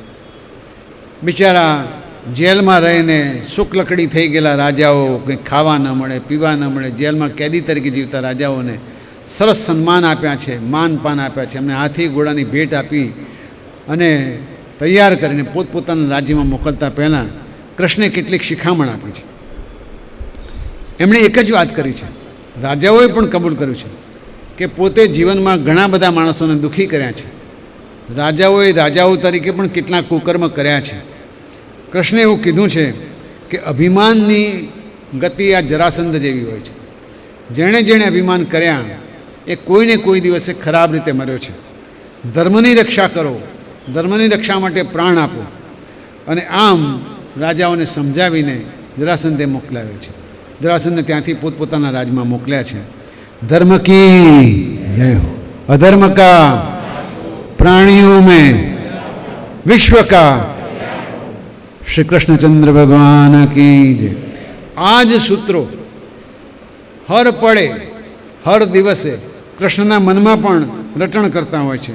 ઇન્દ્રપ્રસ્થ પાછા આવ્યા છે, યુધિષ્ઠિરને આખી વાત કરી છે, જય જયકાર થયો છે. યુધિષ્ઠિરે હવે રાજસૂય યજ્ઞની તડામાર તૈયારીઓ ચાલુ કરી છે. રાજસૂય યજ્ઞની તૈયારીઓમાં બધા જ પરિવારજનોને સામેલ કરવા પડ્યા છે. દુર્યોધન પણ આવ્યો છે અને કર્ણ પણ આવ્યો છે, દ્રોણાચાર્ય પણ આવ્યા છે, અશ્વત્થામા પણ છે, પાંડવો તો છે જ છે. એમ બધા રાજાઓ પોતપોતાનું કામ કરવા માટે આવી ગયા છે. યજ્ઞ માટે વેદજ્ઞ બ્રાહ્મણોને બોલાવ્યા છે, ઋત્વિજને બોલાવ્યા છે, આચાર્ય તરીકે નિયુક્તિ આપી છે. યજ્ઞના દર્શન કરવા માટે બધા દેશના બધા રાજાઓને સપરિવાર બોલાવ્યા છે. યજ્ઞની ભૂમિને સોનાના હળથી પવિત્ર કરી છે. યજ્ઞની દીક્ષા લઈને યુધિષ્ઠિર બેઠા છે. અંતરિક્ષમાં દેવો, ગંધર્વો, અપ્સરાઓ આ યજ્ઞના દર્શન કરવા માટે આવવાના છે. પરમ ભાગ્યશાળી યાજ્ઞિકો જે યજ્ઞનું બરોબર જાણે છે, યજ્ઞનું નિરીક્ષણ કરીને કંઈ પણ ખામી હોય તે શોધી કાઢે, એને સદસસ્પતિ કહેવાય છે, એ પણ બધા પધાર્યા છે. મહારાજ યુધિષ્ઠિરે પુણ્યાહવાચન કરીને દરેકને દક્ષિણા સાથે પોતપોતાનું સ્થાન આપ્યું છે. હવે ચર્ચા એ થાય છે કે સૌથી પહેલી અગ્ર પૂજા કોની કરવી. સૌથી પહેલી પૂજા વેદજ્ઞ બ્રાહ્મણો, આવેલા મહાન ઋષિઓ, મહાન સંતો, મોટા મોટા રાજાઓ, સમ્રાટો, અહીં બેઠેલા પાંડવો, કૌરવો, વડીલો, કોની અગ્ર પૂજા કરવી જોઈએ. સહદેવે શ્રી કૃષ્ણ પરમાત્માના સ્વરૂપને વર્ણન કર્યું છે અને એમને જ અગ્ર પૂજા આપણે આપવી એવો પ્રસ્તાવ રજૂ કર્યો છે. સહદેવના આ પ્રસ્તાવને બધાએ વધાવી લીધો છે. આખી સભાએ તરત જ ઓમ કરીને આ વાતને સ્વીકારી લીધી છે. બધાનો અભિપ્રાય જાણ્યા પછી યુધિષ્ઠિરે શ્રી કૃષ્ણ ભગવાનની અગ્ર પૂજા કરી છે. ધર્મરાજે પરિવારના બધાના સભ્યો સાથે એમના ચરણકમળ પૂજી એના ચરણામૃતને માથા ઉપર લીધું છે. બધાનો એટલો બધો ભાવ છે કે આખા પરિવારના લોકોના આંખોમાં આંસુ આવી ગયા છે. સ્વયં પરમેશ્વર એમના રાજસૂય યજ્ઞમાં મુખ્ય અતિથિ તરીકે હાજર છે. પણ ચારે બાજુ જય જયકાર થતો હોય, ચારે બાજુ વેદના ધ્વનિ સંભળાતા હોય, પણ ખૂણામાં બેઠેલો એક રાજા શિશુપાલ, આમ કૃષ્ણનો જ સગો, એ શિશુપાલને આ વાત જરાય ગમી નથી. યાદ હશે કે રાણી રૂકમિણીનો આ સંભવિત પતિ, એની પાસેથી કૃષ્ણ રૂકમિણીજીનું અપહરણ કરી ગયા. પહેલેથી જ જરાસંધનો મિત્ર હોવાથી કૃષ્ણનો દુશ્મન, રૂકમિણીના હરણ પછી તો કટ્ટર દુશ્મન એ શિશુપાલ કૃષ્ણને ગમે તેમ બોલવા માંડ્યો. સહદેવને તો એને બાળક જ ગણ્યો છે. સહદેવને કંઈ ખબર પડતી નથી. એને શું ખબર પડે, નાનો બાળક છે. અહીં આટલા બધા તપસ્વી ઋષિઓ બેઠા છે, આટલા બધા મુનિઓ બેઠા છે. વશિષ્ઠ જેવા મુનિ છે, વિશ્વામિત્ર જેવા મુનિ છે. અહીંયા મોટા મોટા રાજાઓ બેઠા છે. સ્વયં ભીષ્મ પોતે સૌથી વડીલ છે. દ્રોણાચાર્ય જેવા બધાના ગુરુ બેઠા છે. એ કોઈની પૂજા નહીં ને ગોવાળિયાની પૂજા કરવાની. એની પાસે ન તો રાજગાદી છે, ન એનામાં કોઈ શક્તિ છે. એની પૂજા કરીને તમે કરશો શું? શિશુપાલ બોલ્યા જ કરે છે, બોલ્યા જ કરે છે. શ્રી કૃષ્ણ શાંતિથી સાંભળ્યા કરે છે. શિશુપાલની જેમ કૃષ્ણની ઉપર દ્વેષ કરનારા રાજાઓ યુદ્ધ કરવા માટે તૈયાર થઈ ગયા છે. તો બીજી બાજુ પાંડવો અને એમના પક્ષના માણસો પણ યુદ્ધ કરવા તૈયાર થયા છે. ભીમસેન તો 2-3 વખતે ગદા પછાડી ચૂક્યો છે, હમણાં જ મારી નાખીએ. પણ ન ભીષ્મ કંઈ બોલે છે, નહીં શ્રી કૃષ્ણ કંઈ બોલે છે. યુધિષ્ઠિર પણ ગભરાયા છે. એ વખતે ભીષ્મે થોડી સલાહ આપી છે. શિશુપાલ તો કૃષ્ણના પરમેશ્વર તત્વને જાણતો નથી, જરા જીભને વશમાં રાખ. ભીષ્મે બહુ બધી વાતો કરી છે, બહુ સલાહ આપી છે. શિશુપાલ ભીષ્મને પણ માંડવા માંડ્યો છે કે તમે કુંવારા છો, તમને શું ખબર પડે? તમારે લીધે તો આખા વંશનો આવી રીતે નાશ થવા બેઠો છે. તમે કોઈને સલાહ આપી શકતા નથી. દુર્યોધન તમને સાંભળતો નથી. પાંડવો તમારી સાથે છે જ ક્યાંય તો દૂર રહે છે. બધાને આવી રીતે અપશબ્દો બોલતો, અપમાન કરતો શિશુપાલ જ્યારે હદ વટાવે છે ત્યારે બંને બાજુ યુદ્ધની તૈયારી થઈ છે. શિશુપાલ પણ ડગે એવો નથી. એણે પોતાની તલવાર ખેંચીને જ્યાં હુમલો કરવાની શરૂઆત કરે છે, કૃષ્ણે ઊભા થઈને બધા જ પાંડવ પક્ષીઓને બેસાડી દીધા છે અને શિશુપાલ તરફ જોઈને પોતાના સુદર્શન ચક્રની આજ્ઞા કરી છે. ઘડીના 6ઠ્ઠા ભાગમાં શિશુપાલનું શિર વિંધાઈ ગયું છે. કૃષ્ણે 99 ગાળો સહન કરી 100મી ગાળે શિશુપાલનો વધ થયો છે અને કૃષ્ણે પોતાનું કીધેલું કહીને રાજસૂય યજ્ઞની અગ્રપૂજા સ્વીકારી છે. દ્વારિકાધીશ કી જય. કૃષ્ણ ભગવાન જે કંઈ કરે છે એ બહુ શાંતિથી અને અચાનક કરે છે. આ એમની એક વિશિષ્ટ કળા છે એમ કહે તો ચાલે. એ ક્યારેય પોતાની ધીરજ ગુમાવતા નથી. ધીર ગંભીર કૃષ્ણ બધું સાંભળ્યા કરે અને અચાનક પળવારમાં સામેનાનો નાશ કરે ત્યારે સામેનાનો અચંબામાં મુકાઈ જાય છે. પણ નવાઈ એ લાગી છે કે મરેલા શિશુપાલના શરીરમાંથી એક જ્યોતિ નીકળી છે અને એ જ્યોતિ શ્રી કૃષ્ણના શરીરમાં સમાઈ ગઈ છે. આપણે જાણીએ છીએ કે શિશુપાલના અંતઃકરણમાં લગાતાર દ્વેષ રહ્યો છે. 3 જન્મથી આ દ્વેષ એણે સંગ્રહેલો છે અને ભગવાનના સતત ધ્યાનથી જ એ ભગવાનમાં લીન થઈ ગયો છે. ભલે વેરભાવે પણ એણે સતત ભગવાનનું નામ લીધું છે, ભગવાનમાં એકાકાર થઈ ગયો છે, ભગવાનનો પાર્ષદ બન્યો છે. મૃત્યુ બાદ એની ગતિ સરસ થઈ છે. ધ્યાયન સ્તન્મયતામ યાતો ભાવો હિ ભાવ કારણ. શુકદેવજી કહે છે કે ભવ એટલે કે બીજા જન્મનું, ભવ એટલે જન્મ મૃત્યુના બંધનનું બધું કારણ ભાવ જ છે. મૃત્યુ વખતે જે ભાવ ધારણ કર્યો હોય એ ભાવમાં જ આત્માનું સમર્પણ થાય છે. ભરત મુનિએ મૃત્યુ વખતે હરણના બચ્ચાનું સ્મરણ કર્યું, હરણ બને. એ રીતે શિશુપાલ સતત ભગવાનનું સ્મરણ કરતો હતો, એ ભગવાનમાં ભળી ગયો છે. શિશુપાલની સદગતિ થઈ છે. યુધિષ્ઠિરે ઋતુજીને પુષ્કળ દક્ષિણા આપ્યા છે, બધાના સન્માન કર્યા છે. યજ્ઞ પછી પણ સ્નાન કરવું જરૂરી છે, અવભૃત સ્નાન કહેવાય છે. એ કરવા માટે યુધિષ્ઠિરે તૈયારી કરી છે. વૈકુંઠવાસી જય વિજયને સનકાદિની વાત આપણે જાણી ચૂક્યા છીએ, એટલે એ પ્રમાણે શિશુપાલનો આ અવતાર પણ પૂરો થયો છે. યજ્ઞમાં આવેલા દેવો, ઋષિઓ, રાજાઓ, બ્રાહ્મણો પોતપોતાના વતન તરફ પાછા ફરી રહ્યા છે ત્યારે સ્નેહીઓએ જે કામ વહેંચી રહેતું હતું એની વાત થાય છે. ભીમસેન ભોજનાલયની વ્યવસ્થામાં હતા, સુંદર કામ કર્યું છે. સહદેવ સૌની આગતા સ્વાગતા કરતા હતા. નકુળ બધા પ્રકારની દ્રવ્ય સામગ્રીની વ્યવસ્થા કરતા હતા. અર્જુન ગુરુજનોની સેવા કરતા હતા. શ્રી કૃષ્ણ શું કરતા હશે?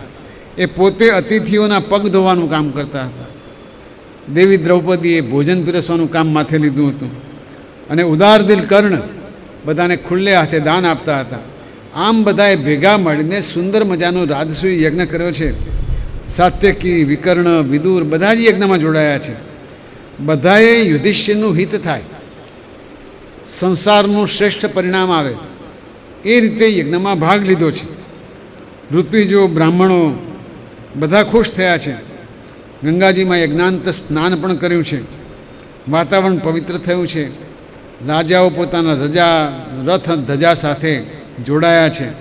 આ સરસ મજાની કામગીરી થઈ રહી છે.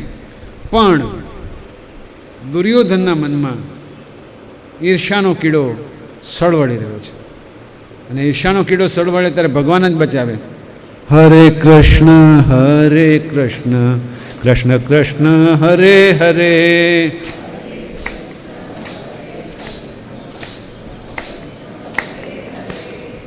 હરે કૃષ્ણ કૃષ્ણ કૃષ્ણ હરે હરે.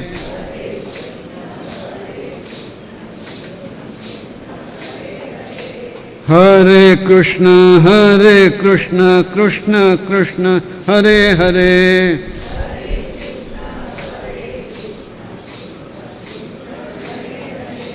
હરે રામ રામ રામ હરે હરે.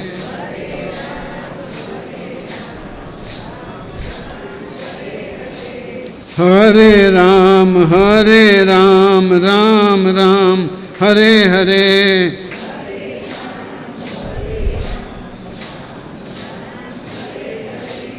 હરે કૃષ્ણ કૃષ્ણ કૃષ્ણ હરે હરે.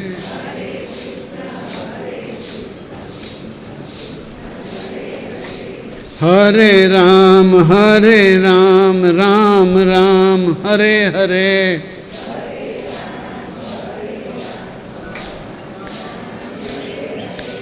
રાધે કૃષ્ણ કૃષ્ણ કૃષ્ણ હરે હરે.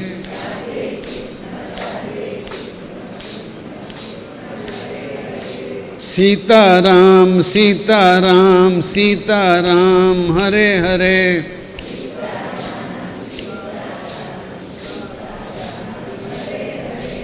હરે રામ રામ રામ હરે હરે.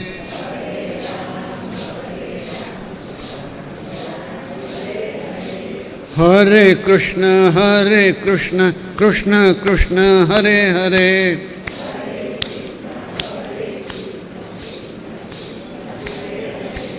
હરે કૃષ્ણ કૃષ્ણ કૃષ્ણ હરે હરે.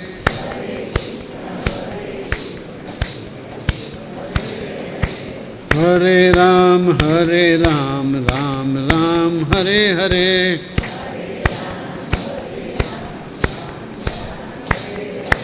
હરે રામ રામ રામ હરે હરે. હરે રામ રામ રામ હરે હરે. હરે રામ રામ રામ હરે હરે.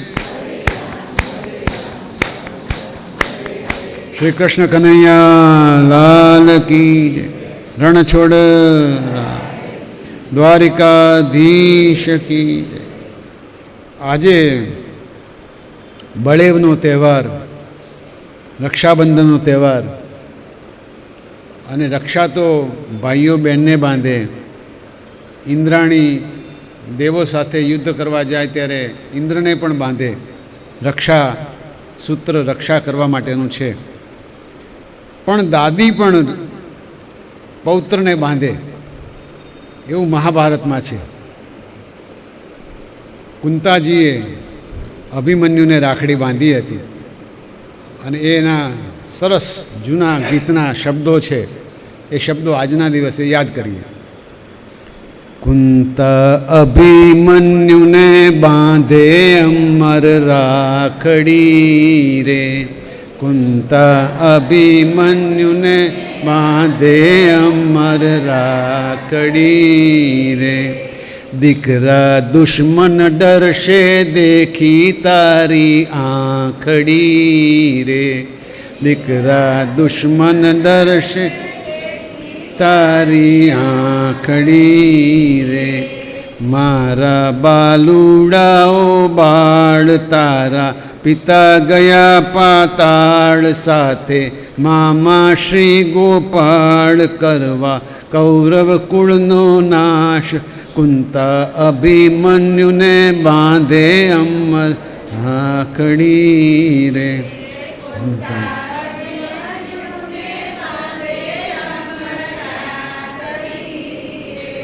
માતા પહેલે કોઠે કોણ આવી ઊભા હશે રે.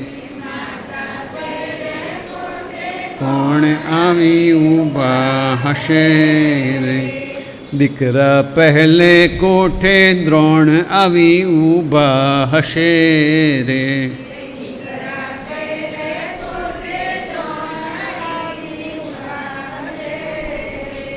એ તો કહેવાય ગુરુ દ્રોણ, એમને જગમાં જીતે કોણ? કાઢી કાળ વજ્રનું બાણ, એમના પળમાં લેજો પ્રાણ. કુંતા અભિમન્યુને બાંધે અમર રાખડી રે.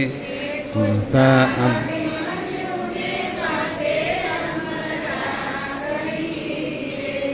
માતા બીજે કોઠે કોણ આવી ઊભા હશે રે.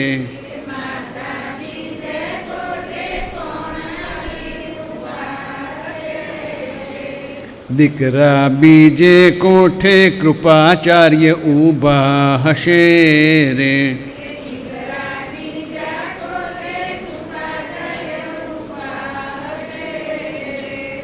લેજો સત્ય તણા હથિયાર, મારા કોમળ અંગ કુમાર, એને ત્યાં જઈ દેજો માર. કુંતા અભિમન્યુને બાંધે અમર રાખડી રે.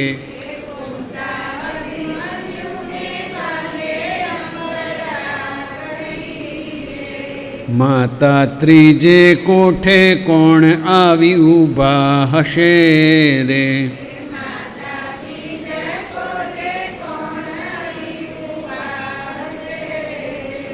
ત્રીજે કોઠે અશ્વત્થામા, એને મોત ભમે છે સામા. એથી થાજો કુંવર સામા, એના ઉતરાવજો જામા. કુંતા અભિમન્યુને બાંધે અમર રાખડી રે.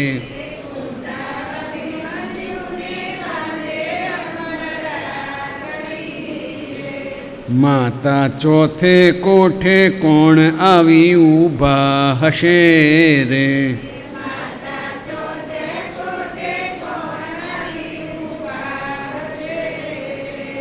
ચોથે કોઠે કાકો કરણ, એને દેખી ધ્રુજે ધરણ. એને સાચે આવ્યા મરણ, એના ભાગી નાખજો ચરણ. કુંતા અભિમન્યુને બાંધે અમર રાખડી રે.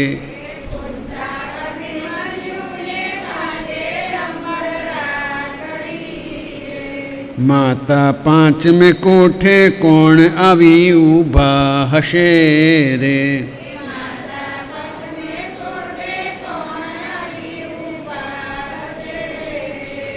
પાંચમે કોઠે દુર્યોધન પાપી, એને રીસ ઘણી છે વ્યાપી.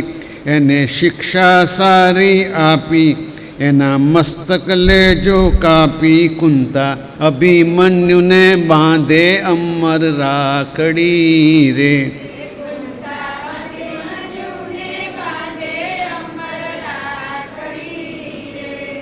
માતા છઠ્ઠે કોઠે કોણ આવી ઊભા હશે રે.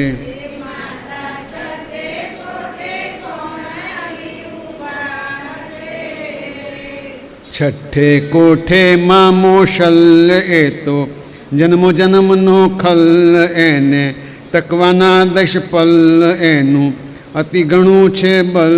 કુંતા અભિમન્યુને બાંધે અમર રાખડી રે.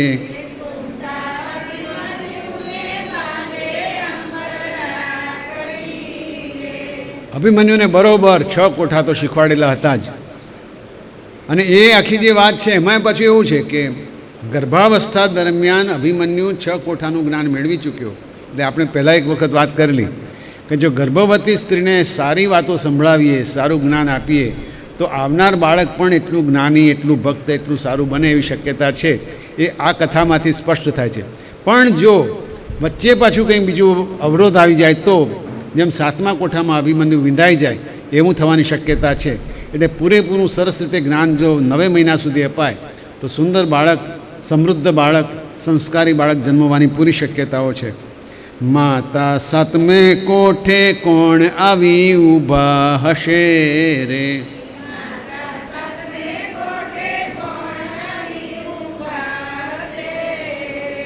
7મે કોઠે છે જયદ્રથ, એ લડવૈયો છે સમરથ. એનો ભાગી નાખજો રથ, એને લડજો બથો બથ કુંતા અભિમન્યુને બાંધે અમર રાખડી રે.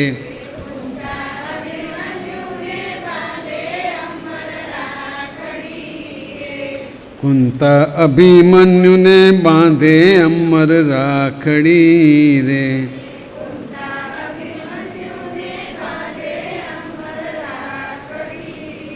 શ્રી કૃષ્ણ કનૈયા લાલ કી જય.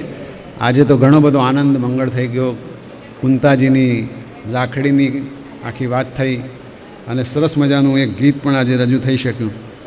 હવે જે આપણી પાસે થોડો સમય છે એમાં ગીતાનું થોડુંક બહુ નહીં કહી શકાય પણ જેટલું થઈ શકે એટલું 2-3 પાના જેટલું આપણે કરીએ. કેમ કે કૃષ્ણે આપેલો એ ઉપદેશ આપણા સૌને માટે જીવન જીવવા માટે ઉપયોગી છે. ગઈકાલે જે વાત થઈ હતી એ સુગ્ન માણસોને જેમને યાદ રહી શક્યું હોય એમને 2 વાત કરી હતી. એક તો કર્મયોગની વાત કરી હતી. કર્મ કરવું, બધાને માટે કર્મ કરવું, સમાજને માટે કર્મ કરવું, એ કર્મ ધર્મનું કર્મ કરવું, પોતાનામાં આવડત હોય એટલું બીજાને આપવું અને સમત્વ બુદ્ધિની વાત કરી હતી. સમત્વ બુદ્ધિ એટલે સમતાભરી બુદ્ધિ, બધામાં સમત્વ રાખવું, કંઈ વધુ કે ઓછું, અને પોતાની જાતને સ્થિર બુદ્ધિ કરીને ખરું ખોટું સારું નરસું એ બધામાં વિવેક બુદ્ધિ જાળવવી.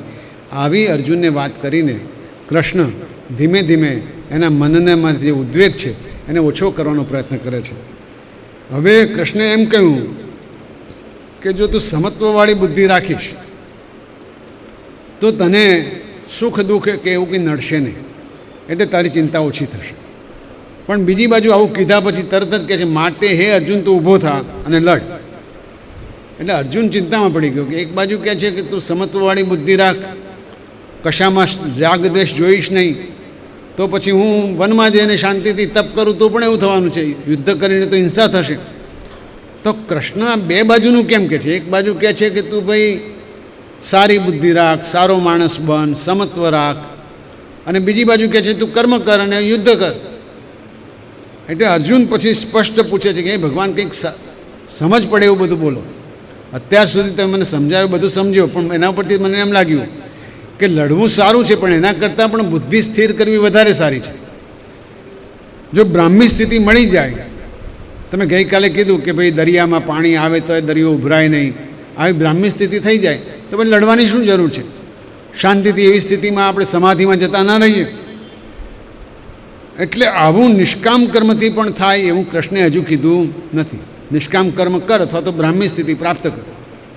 અર્જુને શંકા થઈ છે. એટલે આ તો એવી વાત થઈ કે ડૉક્ટરની પાસે જાય એ ડૉક્ટર કહે કે ભાઈ ઝેર ખાઈએ તો મરી જવાય,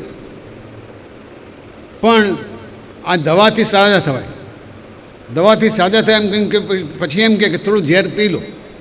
અરે ભાઈ તમે તો કહો છો દવાથી સાજા થવાય, તો હવે ઝેર પીવાનું શું કરવાની જરૂર છે? એટલે અર્જુન દ્વિધામાં પડી ગયો. એક બાજુ લડવાનું કહે છે, એક બાજુ મનને નિશ્ચિંત કરીને શાંતિમાં જીવવાનું કહે છે. કરવું શું? હવે સમજાવે છે કે આ જગતમાં સારા માણસો, ધાર્મિક માણસો, સજ્જનો, એમની ઉન્નતિ 2 રીતે થાય છે, 2 નિષ્ઠાથી થાય. નિષ્ઠા એટલે નિહિ વત્તા સ્થા. એ બાબતમાં પોતાની સ્થિરતા રાખવી એ નિષ્ઠા. 2 જાતની નિષ્ઠા હોય. એક તો કાં તો જ્ઞાનમાં નિષ્ઠા થાય, એ જ્ઞાની બને, અને કાં તો કર્મમાં નિષ્ઠા થાય, એ કર્મયોગી બને. એ બંને કરી શકે એવા બહુ ઓછા હોય છે, જૂજ હોય છે. મોટાભાગનાને જ્ઞાનમાં રસ હોય અને બાકીના બધાને કર્મ કરવામાં રસ હોય. બંને માર્ગો કલ્યાણકારી તો છે જ, પણ કેટલાકને જ્ઞાન માર્ગ અનુકૂળ પડે કારણ કે એમને વાંચવા, લખવાનું, વિચારવાનું ગમતું હોય. કેટલાકને કર્મ માર્ગ અનુકૂળ પડે. મુસીબત એ છે કે માર્ગવાળા એવું માને છે કે કર્મવાળાને કંઈ આવડતું નથી, અને કર્મવાળા એમ માને જ્ઞાનવાળાને કંઈ ખબર પડતી નથી. બે તમે તો માસ્તર છો, તમને કંઈ ખબર પડે? અને માસ્તર કે તું તારા ટીપ્યા કર, તને કંઈ ખબર, જ્ઞાન તો છે નહીં તારામાં. 2 બાજુ તકલીફ છે. કર્મ કરનારા એમ માને છે જ્ઞાનવાળાને ખબર નથી, જ્ઞાનવાળો એમ માને છે કર્મવાળાને ખબર નથી. અને મોટો દાખલો માં છે. માં સતત બધાને સાચવતી હોય તો બધા એમ કે તને કંઈ ખબર પડતી નથી. માને આવું કહેનારા 1000 માણસો નીકળે કે મમ્મી તને કંઈ ખબર પડતી નથી. ઘરવાળો કે તને કંઈ ખબર પડતી નથી. ખબર એને એકલીને જ પડતી હોય, જ્ઞાન માર્ગી છે, કર્મ માર્ગી છે, પણ એને લોકો સમજતા નથી. પછી એમ કહે છે તો પછી શું કરવાનું? તો શરીરનો દાખલો લો કે આંખ ને કાન ને બધું જ્ઞાનેન્દ્રિયો છે. કાન, આંખ, નાક, જીભ, ચામડી આ બધી જ્ઞાનેન્દ્રિયો છે. જ્ઞાનેન્દ્રિયોથી આપણને જ્ઞાન થાય છે. આંખ જુએ, કાન સાંભળે, જ્ઞાન થાય છે. અને હાથ, પગ વગેરે કર્મેન્દ્રિયો છે. તો દેખીતું છે કે જ્ઞાનેન્દ્રિયો જ ઉત્તમ છે. આંખને કાન, કોઈને કંઈક તારા હાથ પગ લઈ લઈએ કે આંખને કાન લઈ લઈએ, તો એમ જ કે આંખને કાન તો રહેવા દો, જ્ઞાનેન્દ્રિયો વગર હું શું કરીશ? મગજ વિચાર કરે તો પણ જ્ઞાનેન્દ્રિયોથી સંદેશા મેળવ્યા પછી વિચાર કરે. તો કરવાનું એમ થાય છે કે જ્ઞાનેન્દ્રિયો દૂર સુધી જોઈ શકે. ધારો કે મારે આંખથી સૂર્ય જોવો હોય તો સૂર્ય જોઈ શકે, પણ હાથ પગ ત્યાં જઈ શકે નહીં. કર્મની એક મર્યાદા છે. કર્મ દૂર સુધી જાય નહીં, પણ જ્ઞાન તો ગમે ત્યાં સુધી પહોંચી શકે. તો શું જ્ઞાન શ્રેષ્ઠ છે એટલે એની નિષ્ઠા વધારે છે એવો પ્રશ્ન અર્જુન પૂછી શકે એમ છે. કર્મેન્દ્રિય કરતાં જ્ઞાનેન્દ્રિય શ્રેષ્ઠ છે એમ કોઈ માને કદાચ, પણ એવું નથી. હાથ હોય કે પગ હોય, આંખ હોય કે કાન હોય, છેવટે તો એક જ ચેતાનો પ્રવાહ બધામાં વહે છે. આંખ જુએ અને હાથ ઊંચો થાય, પણ હાથને કંઈ લાગે કે તરત જ મગજમાંથી ઈશારો અને હાથ ખસી જાય છે. એટલે અંતે તો સંચાલન મન જ કરે છે, ચાહે જ્ઞાનેન્દ્રિય હોય કે ચાહે કર્મેન્દ્રિય હોય, ચાહે જ્ઞાન મેળવતા હો કે કર્મ કરતા હો, છેવટે તો મન ઉપર જ બધો આધાર રાખવો પડે છે. એટલે જ્ઞાન માર્ગ અને કર્મ માર્ગ આમ એક સંચાલકની રીતે જોઈએ તો જુદા પડતા નથી, બંને એક જ થાય છે. એટલે કેટલાકને તત્વજ્ઞાનમાં મજા પડતી હોય, બનવા જોગ છે. કેટલાકને કર્મકાંડમાં મજા પડતી હોય. આપણો અહીંનો દાખલો લઈએ તો કેટલાકને કર્મકાંડ એટલે કે વાર્તામાં, કથામાં રસ પડે, કેટલાકને ગીતામાં અને તત્વજ્ઞાનમાં રસ પડે. પણ બંનેમાં રસ પડે એવું ઓછું બનવાની શક્યતાઓ હોય છે. કામ કરવાથી શું ફાયદો? બંને મત ઉપયોગી છે. એટલે એક જણાએ વિવાદ ઊભો કર્યો કે કામ જ ના કરીએ તો શું, તકલીફ ઓછી, કોઈ દોષ લાગે જ નહીં. સંસ્કૃતમાં શ્લોક આવશે અને ધારો કે કામ શરૂ થઈ ગયું તો જ વચ્ચે છોડી દેવાનું, આપણને કોઈ એનો પરિણામની ચિંતા પડી નથી. કૃષ્ણ જવાબ આપે છે, ન કર્મણામ અનારંભાત નૈષ્કર્મ્યમ પુરુષોષ્ણુતે ન તો સંન્યસનાદેવ સિદ્ધિમ સમધિગચ્છતિ. તમે કામનો આરંભ ન કરો કે છોડી દો, એનાથી કોઈ સિદ્ધિ કદી મળતી નથી. તો કર્મ ન કરવું, કર્મ છોડી દેવું એ પણ એક કર્મ છે. ન કરવું એ પણ ક્રિયાપદ છે. છોડી દેવું એ પણ ક્રિયાપદ છે. શાંત બેસી રહેવું એ પણ ક્રિયાપદ જ છે. બેસી રહેવું એ ક્રિયાપદ છે. મૌન રહેવું એ પણ ક્રિયાપદ છે. એટલે કે કર્મ કર્યા વગર તો કોઈ રહી શકે એવી સ્થિતિ જ નથી. અને એટલે માટે કોઈ એમ માને કે હું કર્મ ન કરું તો એ શક્ય નથી. એક માણસ ધારો કે ચૂપચાપ બેઠો, હવે ચૂપચાપ બેસીને એણે ન કરવાનું, કંઈ ન કર્યું એ એને દોષ થયો. કોઈ ભણવા બેઠો તો ભણવા બેઠો ત્યારે એને જે ભણાવનાર છે એને જે મહેનત કરી, મહેનત કરાવવાનો દોષ એને માથે આવે. કંઈ પણ કર્મ કરો કંઈક દોષ તો રહેવાનો જ છે, ચાહે તાત્કાલિક ખબર પડે કે ચાહે વર્ષો પછી ખબર પડે. કર્મનો દોષ તો રહેવાનો જ છે, સારું હોય કે ખરાબ. એટલે દોષ રહિત કર્મ પ્રાયઃ શક્ય જ નથી. હવે વધારે મૂંઝવણ થઈ, શું કરવાનું? કર્મ વિના રહી શકાતું નથી. નહીં કશ્ચિત ક્ષણમપી જાતું તિષ્ઠતિ અકર્મકૃત. કર્મ કર્યા વગર એક ક્ષણ પણ રહી શકાતું નથી એમ કૃષ્ણ કહે છે. કાર્યતે યવશ કર્મ સર્વ પ્રકૃતિ જય ગણ. પ્રકૃતિએ આપણને જે આપ્યું છે એનાથી કાર્ય અવશ્યપણે પણ કરવું જ પડે છે, ડીંગલીની જેમ પણ કરવું પડે છે. તો હૃદય મન તો ચાલે જ. તમે સાવ કશું ના કરો તો હૃદયના ધબકારા તો બંધ કરી શકાય નહીં, એ તો ચાલવાના. મનમાં વિચાર ચાલવાના. બસ અહીંયા છેલ્લે સમજણ આપે છે અને સમજણ સાથે આપણે આજની પૂર્ણાહુતિ કરીએ. ધારો કે કર્મેન્દ્રિયો કર્મ કરે, જેમ કે ઉપવાસ કરે, સોમવાર કરે, પણ જ્ઞાનેન્દ્રિયો મન એ સતત ફરાળી પેટીસની ચિંતા કરતી હોય. ધારો કે ખાવી નથી પણ મનમાં વિચાર તો આવે જ. કર્મ કરે પણ મન તો વિચાર કરે જ. અને આપણે ત્યાં આ મોટું છે, એને સારા શબ્દોમાં, સંસ્કારી શબ્દોમાં અને સમાજના દંભ કહે છે. મોટાભાગના આપણે બધા જ ઓછા વત્તા અંશે દંભી છીએ. અને એ દંભ આપણને ક્યાં નડે છે કે કર્મેન્દ્રિયો શાંત થઈ જાય છે, પણ જ્ઞાનેન્દ્રિયો સતત ચળવળ કર્યા કરે. યસ્તુ ઇન્દ્રિયાણી મનસા નિયમ્ય આરભતે અર્જુન કર્મેન્દ્રિય કર્મયોગમ અસક્તમ સ વિશિષ્યતે. ભગવાન કહે છે કે જો મનથી ઇન્દ્રિયને વશમાં રાખીને આસક્તિ રહિત થઈને કર્મ કરો તો એ કર્મયોગ શ્રેષ્ઠ છે. હવે આ તો અઘરું કામ થયું અને એક દાડામાં આવું પતે નહીં. એટલે આવતીકાલે આસક્તિ રહિત કેવી રીતે થવું અને એવું કર્મ કેવી રીતે કરવું એની ચર્ચા અધ્યાય 3ના મધ્ય ભાગમાંથી શરૂ થશે. ત્યાં સુધી કૃષ્ણચંદ્ર ભગવાન કી જય.